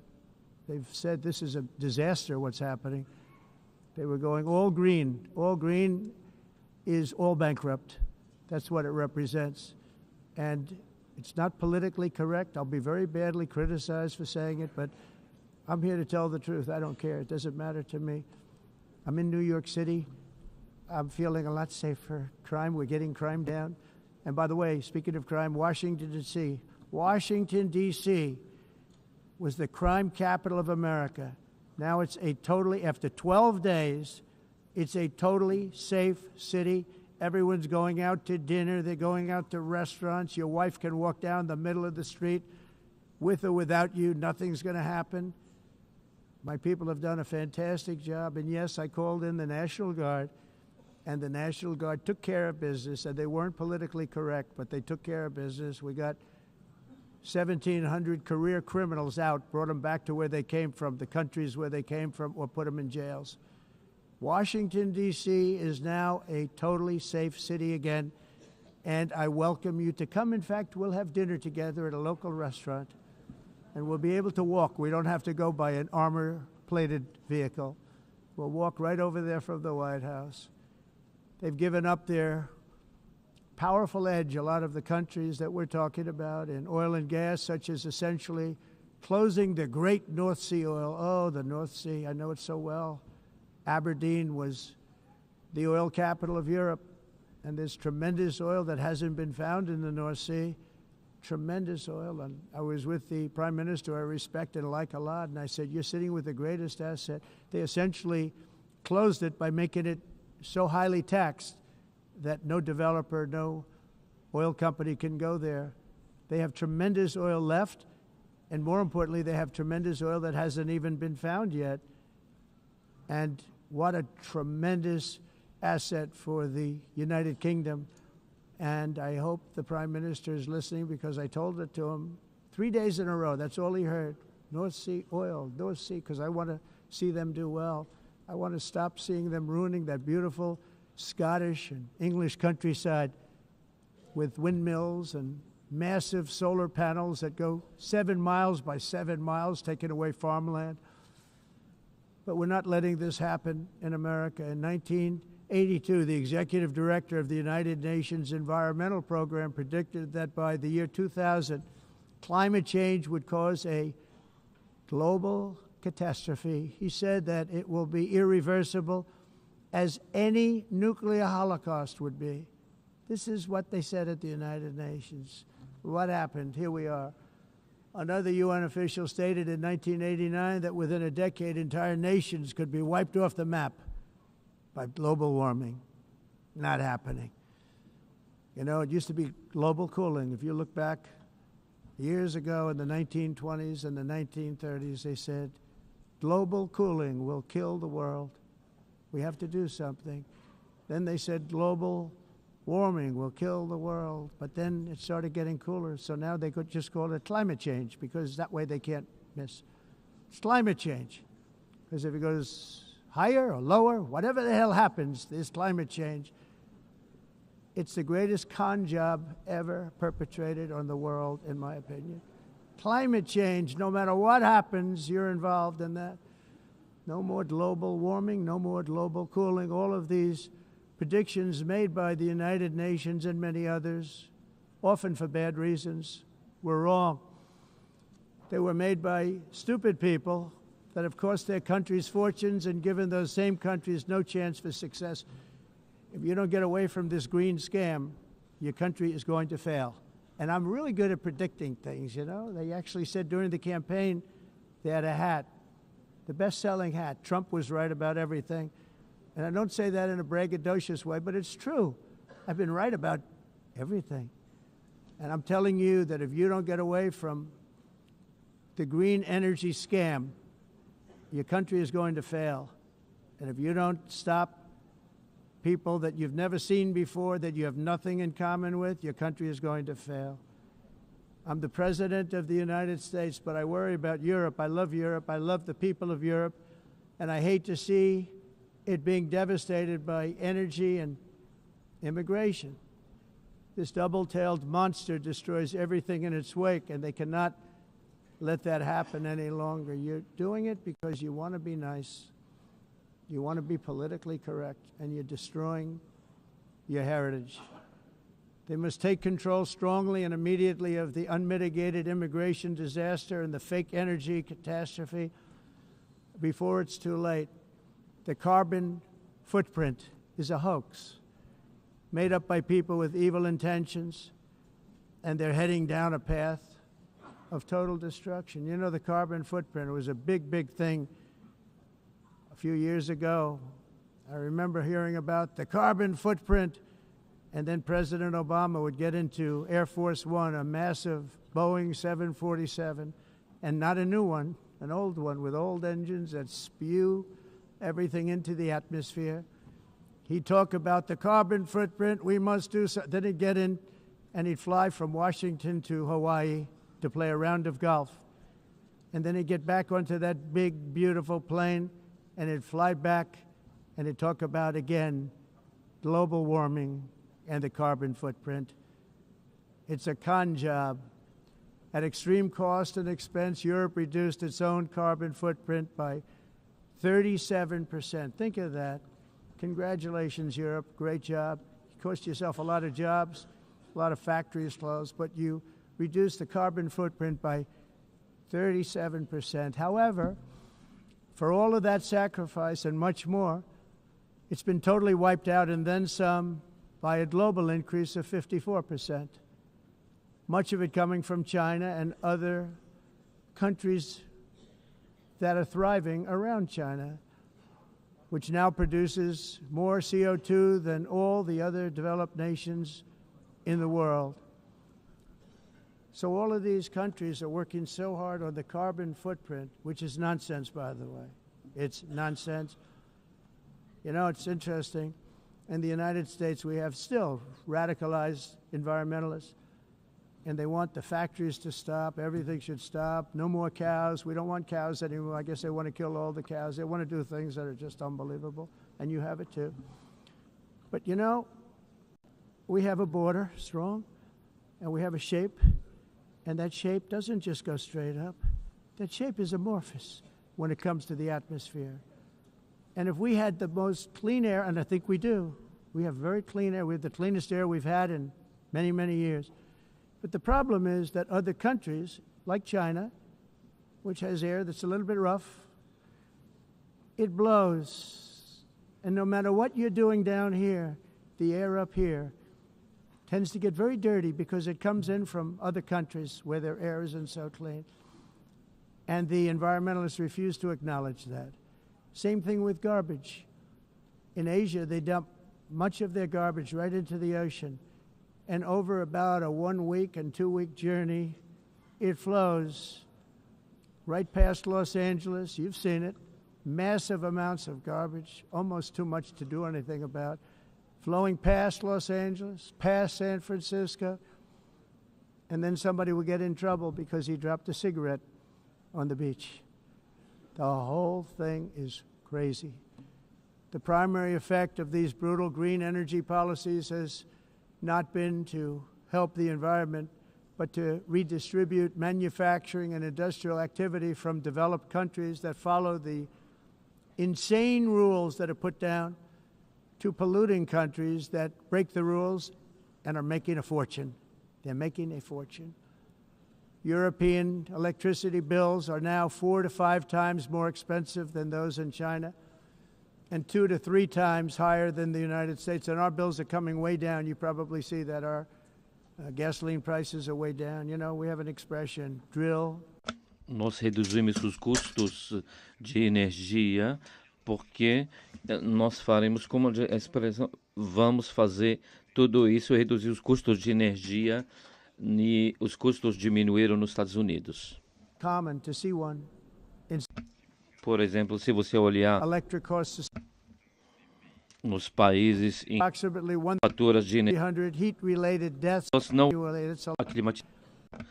mas nós nos Estados Unidos conseguimos usar eles e evitar aumento da temperatura, porque é muito caro também usar nada e ninguém usa. Tudo isso a mudança. Essa agenda mundialista não tem nenhum sentido. País and it must be immediate. That's why in America I withdrew from the fake Paris Climate Accord, where, by the way, America was paying so much more than every country. Others weren't paying. China didn't have to pay until 2030. Russia was given an old standard that was easy to meet, a 1990 standard. But for the United States, we're supposed to pay like $1 trillion. And I said, this is another scam. The fact is, the United States has been taken advantage of by the world for many, many years, but not any longer, as you probably noticed. I unleashed massive energy production and signed historic executive orders to hunt for oil, but we don't have to do much hunting because we have the most oil of any nation, anywhere, oil and gas in the world. And if you add coal, We have the most of any nation in the world. Clean, I call it clean, beautiful coal. You can do things today with coal that you couldn't have done 10 years ago, 15 years. So I have a little standing order in the White House. Never use the word coal, only use the words clean, beautiful coal. Sounds much better, doesn't it? But we stand ready to provide any country with abundant, affordable energy supplies if you need them, when most of you do. We're proudly exporting energy all over the world. We're now the largest exporter. In the United States, we want trade and robust commerce with all nations, everybody. We want to help nations. We're going to help nations. But it must also be fair and reciprocal. The challenge with trade is much the same with climate. The countries that followed the rules, all their factories have been plundered. It's really sad to watch. They've been broken. They've been broken by countries that broke the rules. That's why the United States is now applying tariffs to other countries, and much as these tariffs were for many years applied to us, uncontrollably applied to us. We've used tariffs as a defense mechanism under the Trump administration, including my first term, where hundreds of billions of dollars in tariffs were taken in. And by the way, we had the lowest inflation, and now we have very low inflation. The only thing different is that we have hundreds of billions of dollars flowing into our country. But this is how we will ensure that the system works for everyone and is sustainable into the future. We're also using tariffs to defend our sovereignty and security throughout the world, including against nations that have taken advantage of former U.S. administrations for decades, including the most corrupt, incompetent administration in history, the sleepy Joe Biden administration. Brazil now faces major tariffs in response to its unprecedented efforts to interfere in the rights and freedoms of our American citizens and others, with censorship, repression, weaponization, judicial corruption, and targeting of political critics in the United States. I have a little problem saying this because I must tell you, I was walking in and the leader of Brazil was walking out. We saw him, and I saw him, he saw me, and we embraced. And then I'm saying, can you believe I'm going to be saying this in just 2 minutes? But we actually agreed that we would meet next week. We didn't have much time to talk, like about 20 seconds. They were in retrospect, I'm glad I waited because this thing didn't work out too well. But we did talk. We had a good talk, and we agreed to meet next week, if that's of interest. But he seemed like a very nice man, actually. He liked me, I liked him. But if you, and I only do business with people I like. When I don't like them, I don't like them. But we had, at least for about 39 seconds, we had excellent chemistry. It's a good sign. But also in the past, Brazil, can you believe this, unfairly tariffed our nation, but now because of our tariffs, we are hitting them back, and we're hitting them back very hard. As president, I will always defend our national sovereignty and the rights of American citizens. So I'm very sorry to say this, that Brazil is doing poorly and will continue to do poorly. They can only do well when they're working with us. Without us, they will fail, just as others have failed. It's true. Next year, the United States will celebrate the 250th anniversary of our glorious independence, a testament to enduring power and American freedom and spirit. We will also be proudly hosting the 2026 FIFA World Cup, and shortly thereafter, the 2028 Olympics, which is going to be very exciting. I hope you all come. I hope that countless people from all over the globe will take part of these will be great celebrations of liberty and human achievement, and that together we all can rejoice in the miracles of history that began in July 4th, 1776, when we founded the light to all nations. And it's something really that an amazing thing came out of that date. It's called the United States of America. In honor of this momentous anniversary, I hope that all countries who find inspiration in our example will join us in renewing our commitment, values, and those values, really, that we hold so dear together. Let us defend free speech and free expression. Let us protect religious liberty, including for the most persecuted religion on the planet today. It's called Christianity. Our sovereignty and cherish qualities that have made each of our nations so special, incredible, and extraordinary. In closing, I just want to repeat that immigration and the high cost of so-called green renewable energy is destroying a large part of the free world and a large part of our planet. Countries that cherish freedom are fading fast because of their policies on these two subjects. You need strong borders and traditional energy sources if you are going to be great again. Whether you have come from north or south, east or west, near or far, every leader in this beautiful hall today represents a rich culture, a noble history, and a proud heritage that makes each nation majestic and unique, unlike anything else in human history or any other place on the face of the earth. From London to Lima, from Rome to Athens, from Paris to Seoul, from Cairo to Tokyo and Amsterdam to right here in New York City, we stand on the shoulders of the leaders and legends, generals and giants, heroes and titans who won and built our beloved nations, all of our nations, with their own courage, strength, spirit, and skill. Our ancestors climbed mountains, conquered oceans, crossed deserts, and trekked over wide open plains. They charged into thunderous battles, plunged into grave dangers, and farmers and workers and warriors and explorers and patriots. They built towns into cities, tribes into kingdoms, ideas into industries, and small islands into mighty empires. You're a part of all of that. They were champions for their people who never gave up and who never, ever gave in. Their values defined our national identities. Their visions forged our magnificent destiny. Everybody in this room is a part of it in your own way.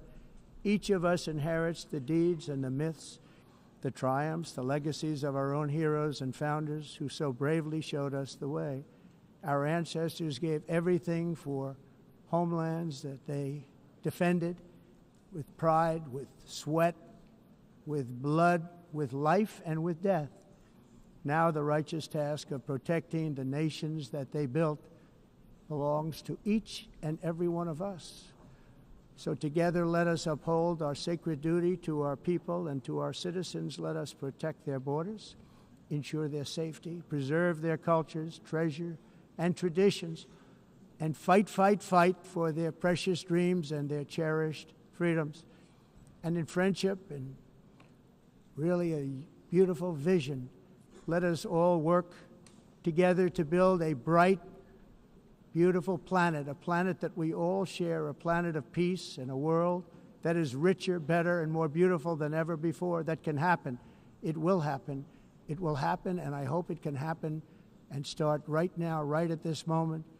We'll turn it around. We're going to make our countries better, safer, more beautiful. We're going to take care of our people. Thank you very much. It's been an honor. God bless the nations of the world. Thank you very much. Bye.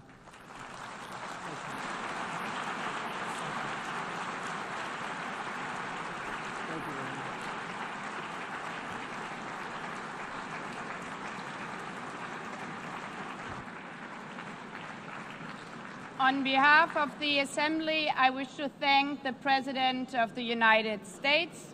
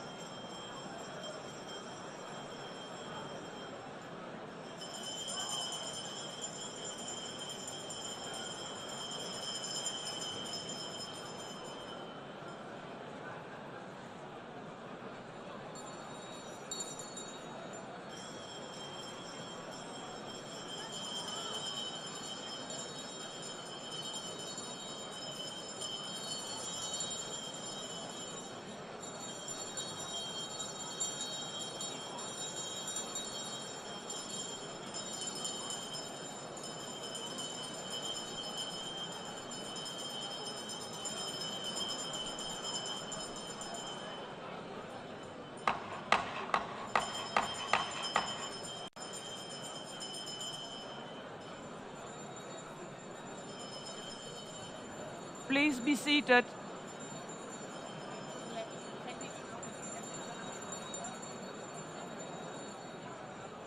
Please be seated.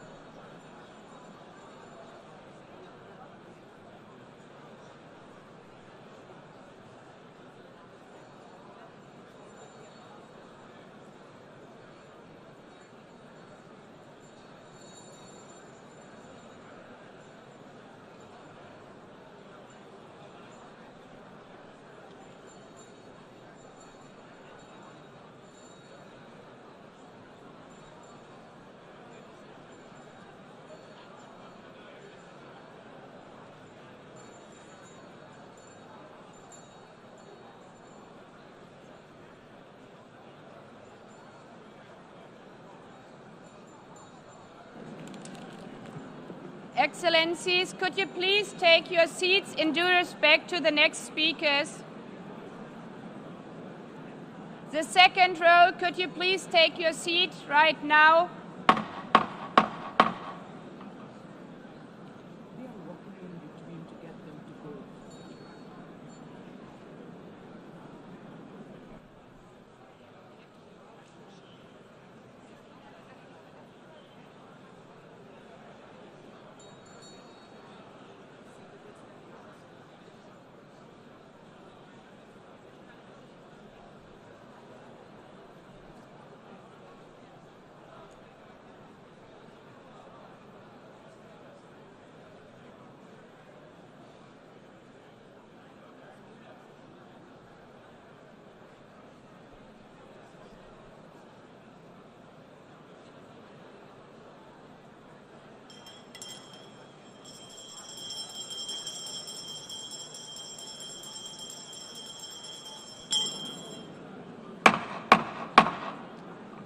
Please take a seat now. With due respect to the next speakers, I would kindly ask you, gentlemen in the left row, please take your seats. We will continue.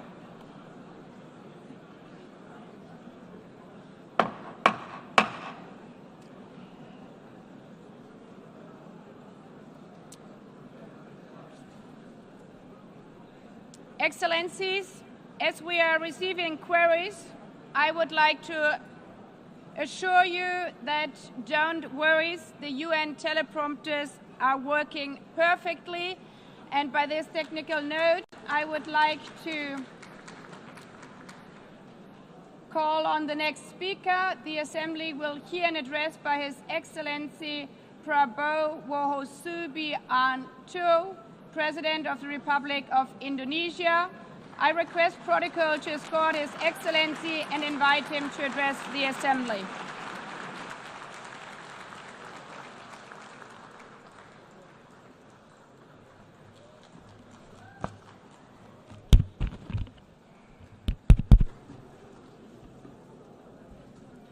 His Excellency Mr. Antonio Guterres, Secretary-General of the United Nations, Her Excellency Madame Annalena Baerbock, President of the United Nations General Assembly,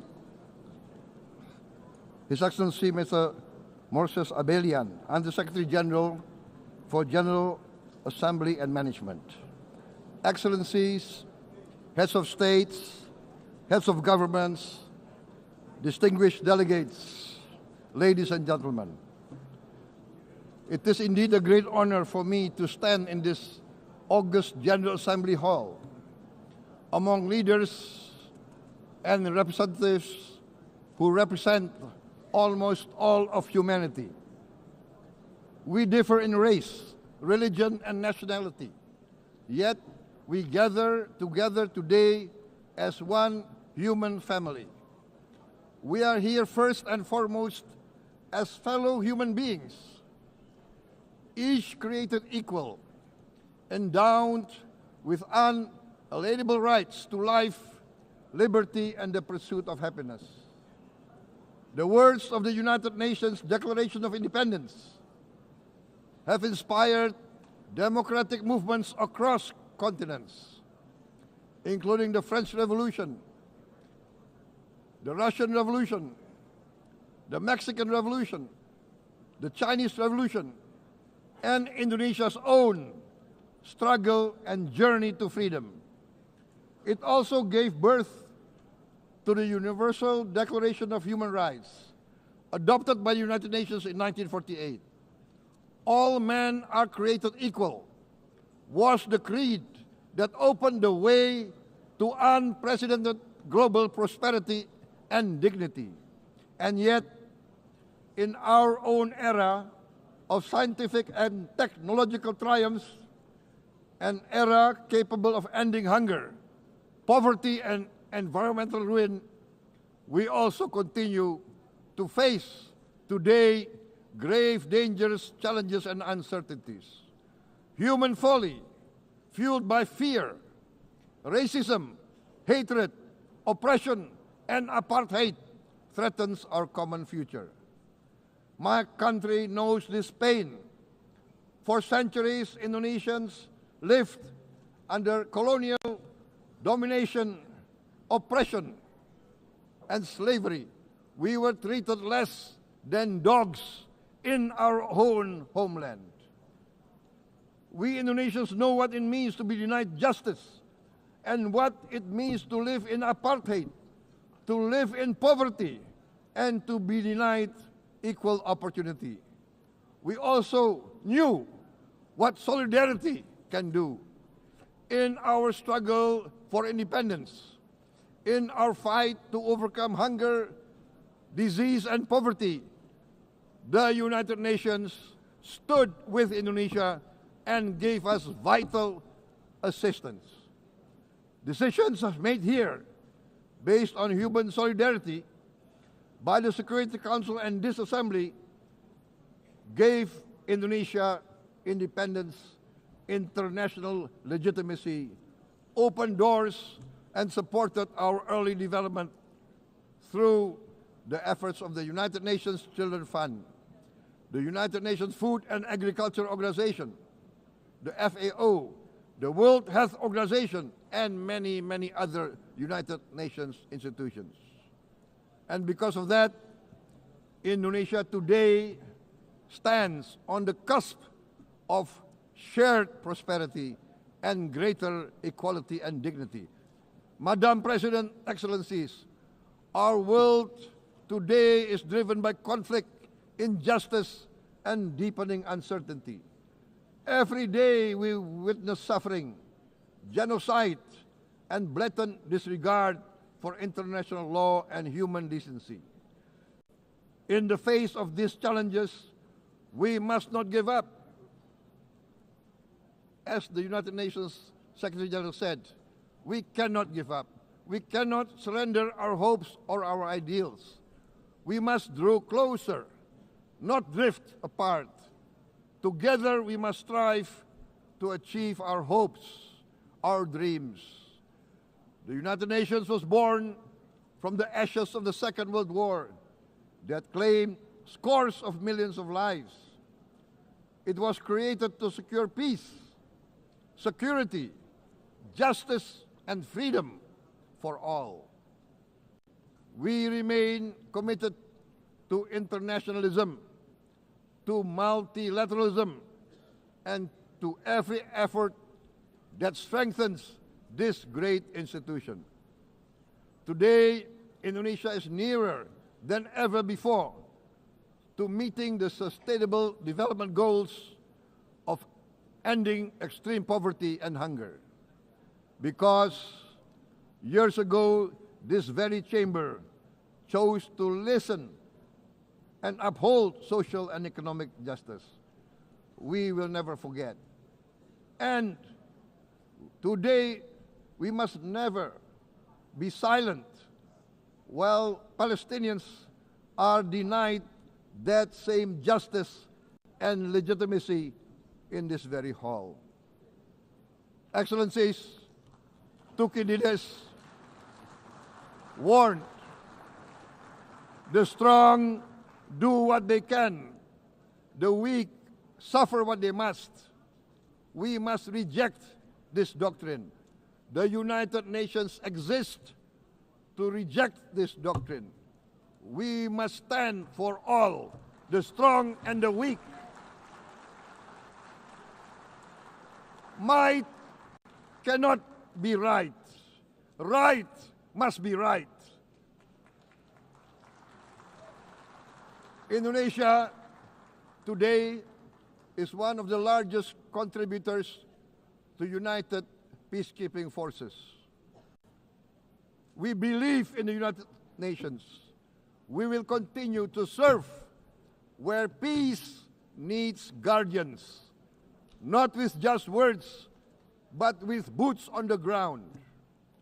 If and when the United Nations Security Council and this great assembly decide Indonesia is prepared to deploy 20,000 or even more of our sons and daughters to help secure peace in Gaza or elsewhere, in Ukraine, in Sudan, in Libya, everywhere when the peace needs to be enforced, peace needs to be guarded, we are ready.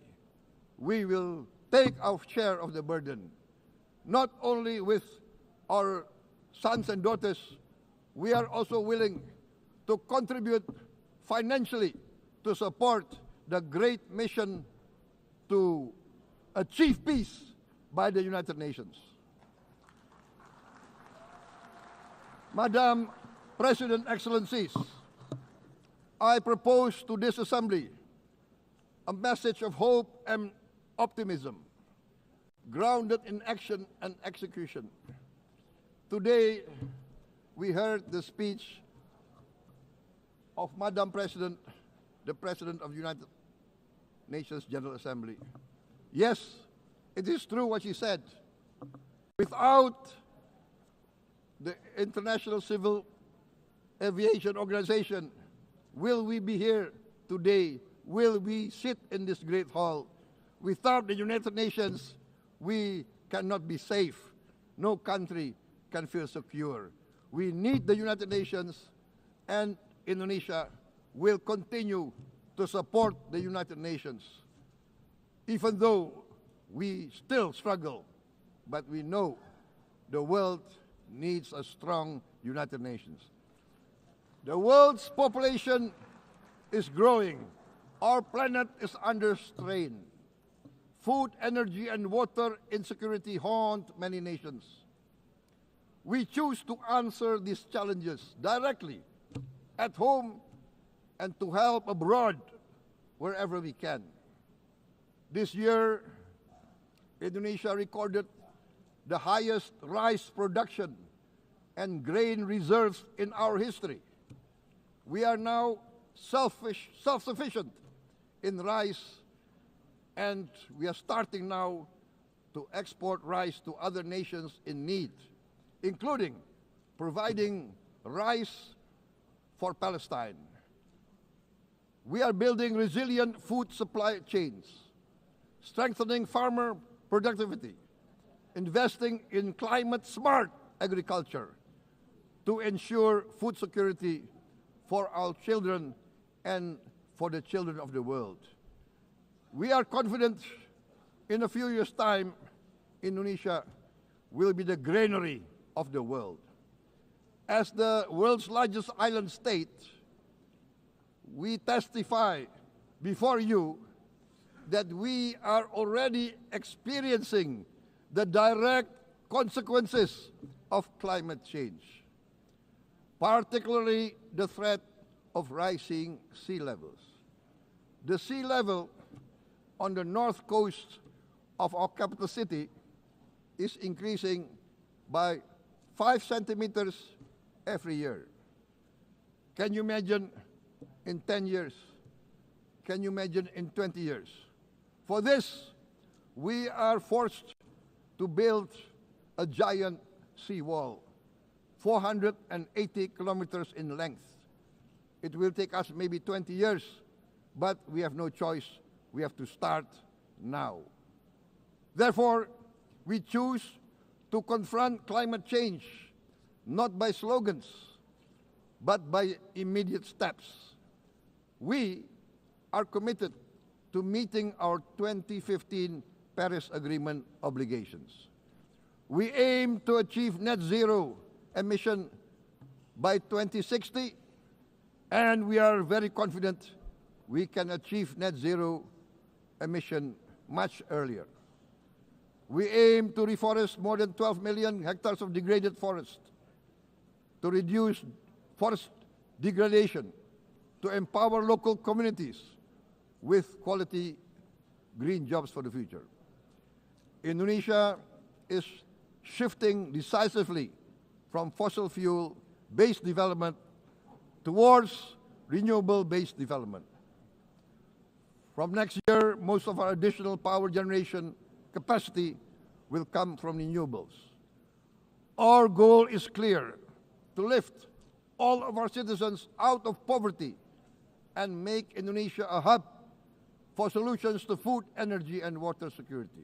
Madam President, Excellencies, we live in a time when hatred and violence can seem to be the loudest voices.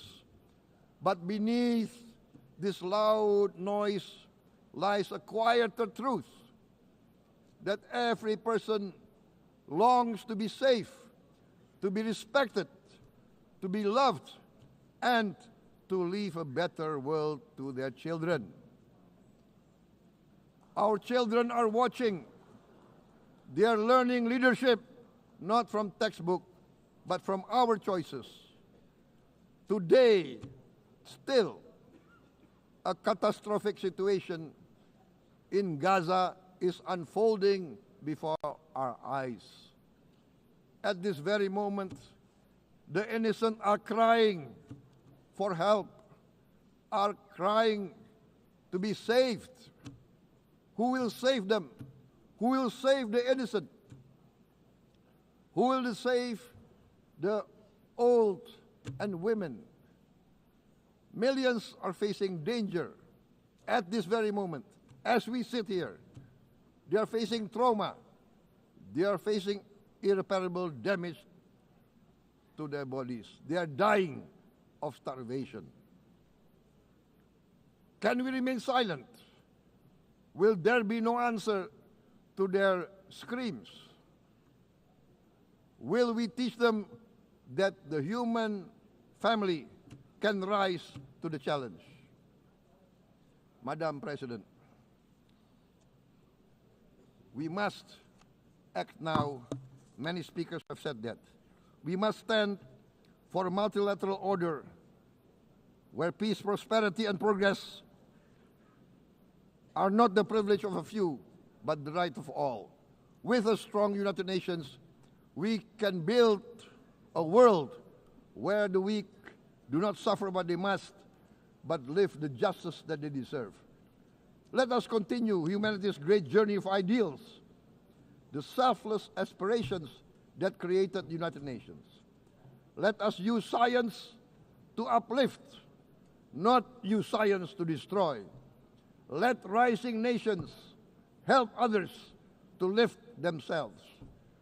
I am convinced that the leaders of the great world civilizations of the West, of the East, of the North, of the South, leaders of America, Europe, of India, China, the Islamic world, the whole world, I am convinced they will rise to their role demanded by history.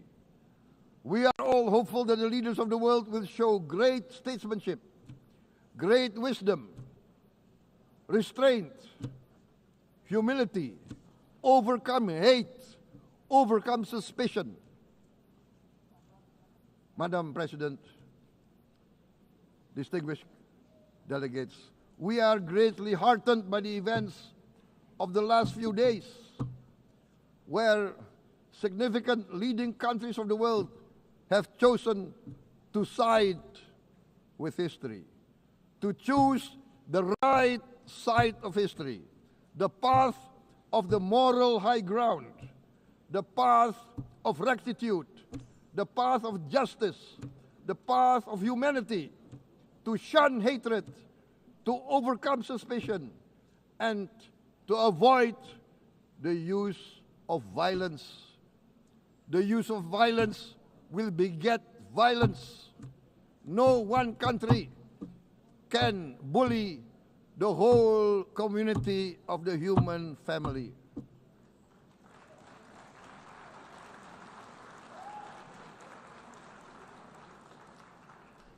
We may be weak individually, but the sense of oppression, the sense of injustice has proven in the history of mankind that this sense of injustice, this sense of oppression will unite into a strong force that will overcome this oppression, that will overcome this injustice.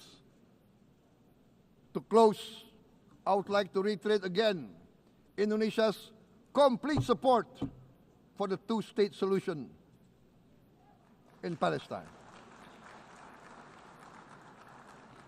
We must have an independent Palestine, but we must also recognize, we must also respect, and we must also guarantee the safety and security of Israel. Only then we can have real peace, and no longer hate and no longer suspicion. The only solution is this two-state solution. Two descendants of Abraham must live in reconciliation, peace, and harmony. Arabs, Jews, Muslims, Christians, Hindus, Buddhists, all religions, we must live as one human family. Indonesia is committed to being part of making this vision a reality. Is this a dream?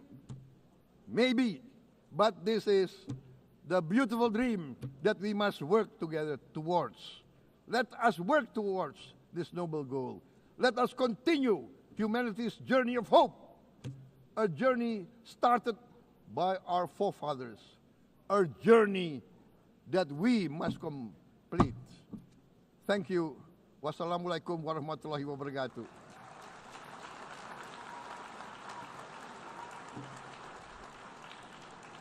Shalom. Om Santi, Santi, Santi Om. Namo Buddhaya. Thank you very much. May God bless us all. May peace be upon us. Thank you very much. Thank you. On behalf of the Assembly, I wish to thank the President of the Republic of Indonesia.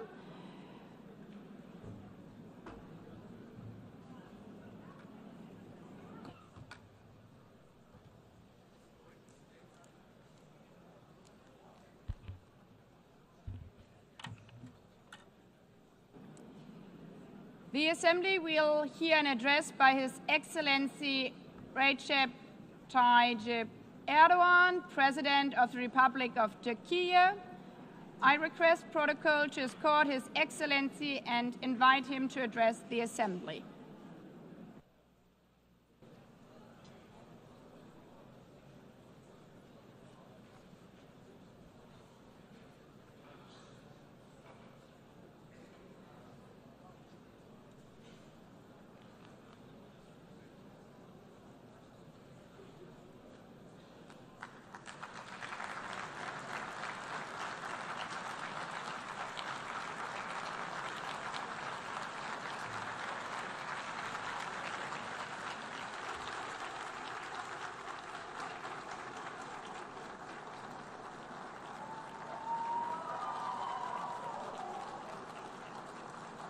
Sayın Başkan, Excellency President of UNGA, Excellencies Heads of State and Government, Distinguished Secretary-General, distinguished delegation members, on behalf of myself and my nation, I greet you all with most heartfelt feelings.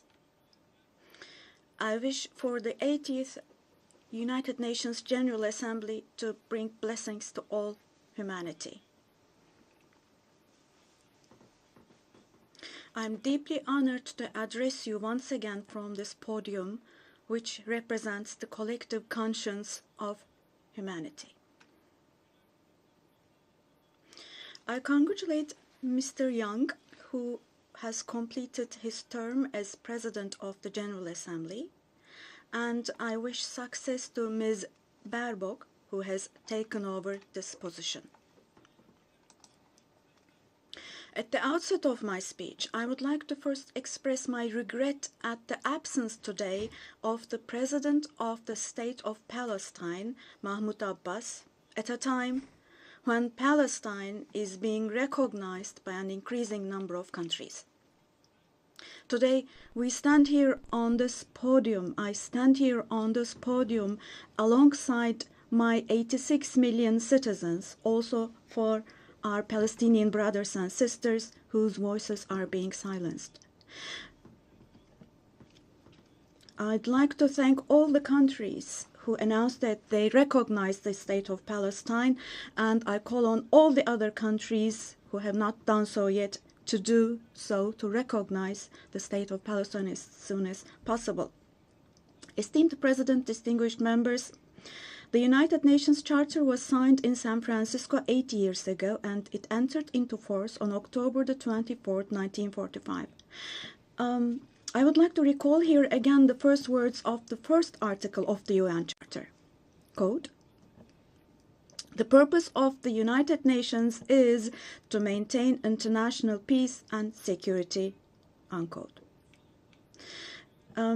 As we celebrate the 80th anniversary of the UN in this hall, grave events are unfolding in many parts of the world that cast a shadow over the very first words of the UN Charter's opening article.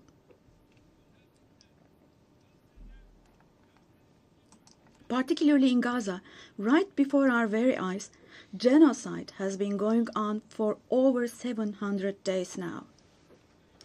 Even as we gather here, as we speak now, Israel is currently massacring civilians in Gaza. The number of civilian casualties in Gaza has surpassed 65,000. Unfortunately, the number of people who are still trapped under the rubble is not yet known, and more than 20,000 of those who died were children. For the last 23 months, a child has been murdered by Israel in Gaza every hour. Yes, every hour. These are not just figures, dear friends. All of these, each one of these is a person, a human being, innocent people. People are now being killed not with weapons, but with the weapon of starvation. In the 21st century, under the gaze of the civilized world, 428 people died of starvation. Out of those 428, 146 were children, and this number is increasing every day.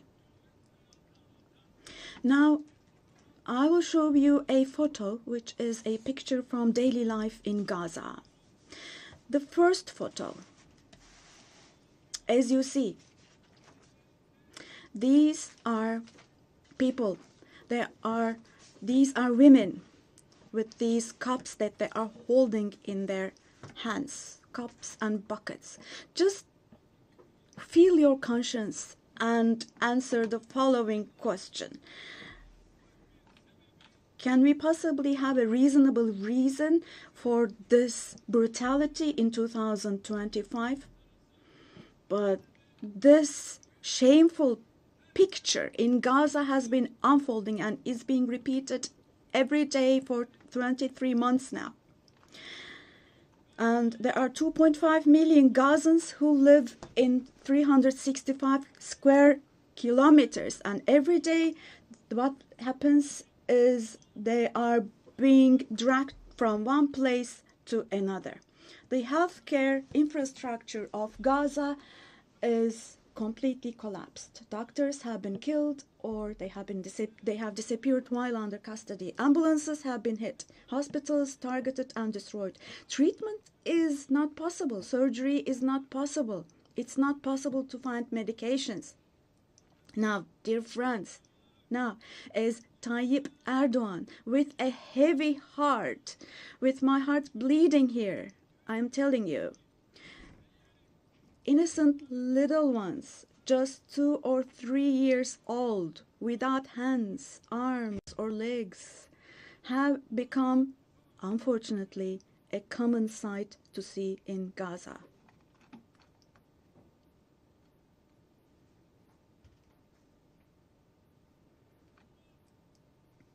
This one. What kind of a human conscience can possibly bear this? Possibly. How can one stay silent vis-à-vis this? In a world where children are dying of starvation and lack of medication, can we possibly have calm and peace? We all are parents. We have children or grandchildren who we dearly cherish. Here, say in America or in Europe, anywhere in the world, when a small rose thorn hurts a child's hand, the hearts of parents break.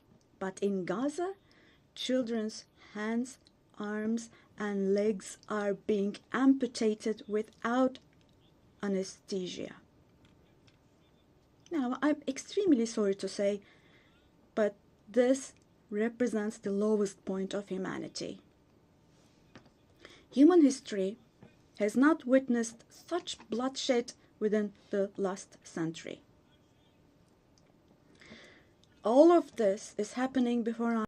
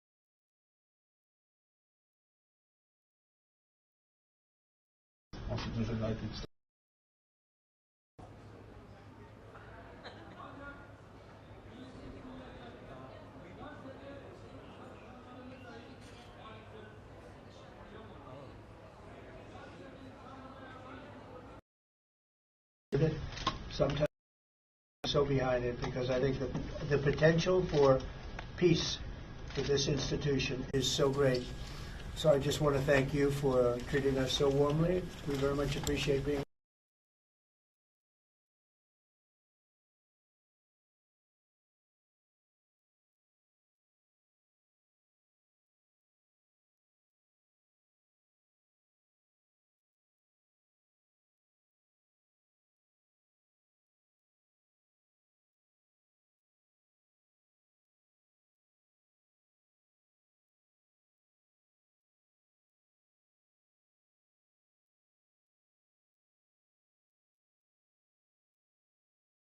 destroyed. The soil of Gaza is being rendered useless for humans, for animals, and for plants. So now let me show you yet another photo. And let me ask you here, look at this photo. What could this photo here possibly have to do with security concerns? This is being against life, don't you think? Let me state this openly from this podium. There is no war in Gaza. We cannot possibly talk about the presence of two sides in Gaza. Because in Gaza, on one side, there is a regular army with the most modern, most lethal weapons. And on the other hand, there are innocent civilians, innocent children. This is not fight against terrorism. This is an occupation, deportation, exile, genocide, and life destruction, mass destruction policy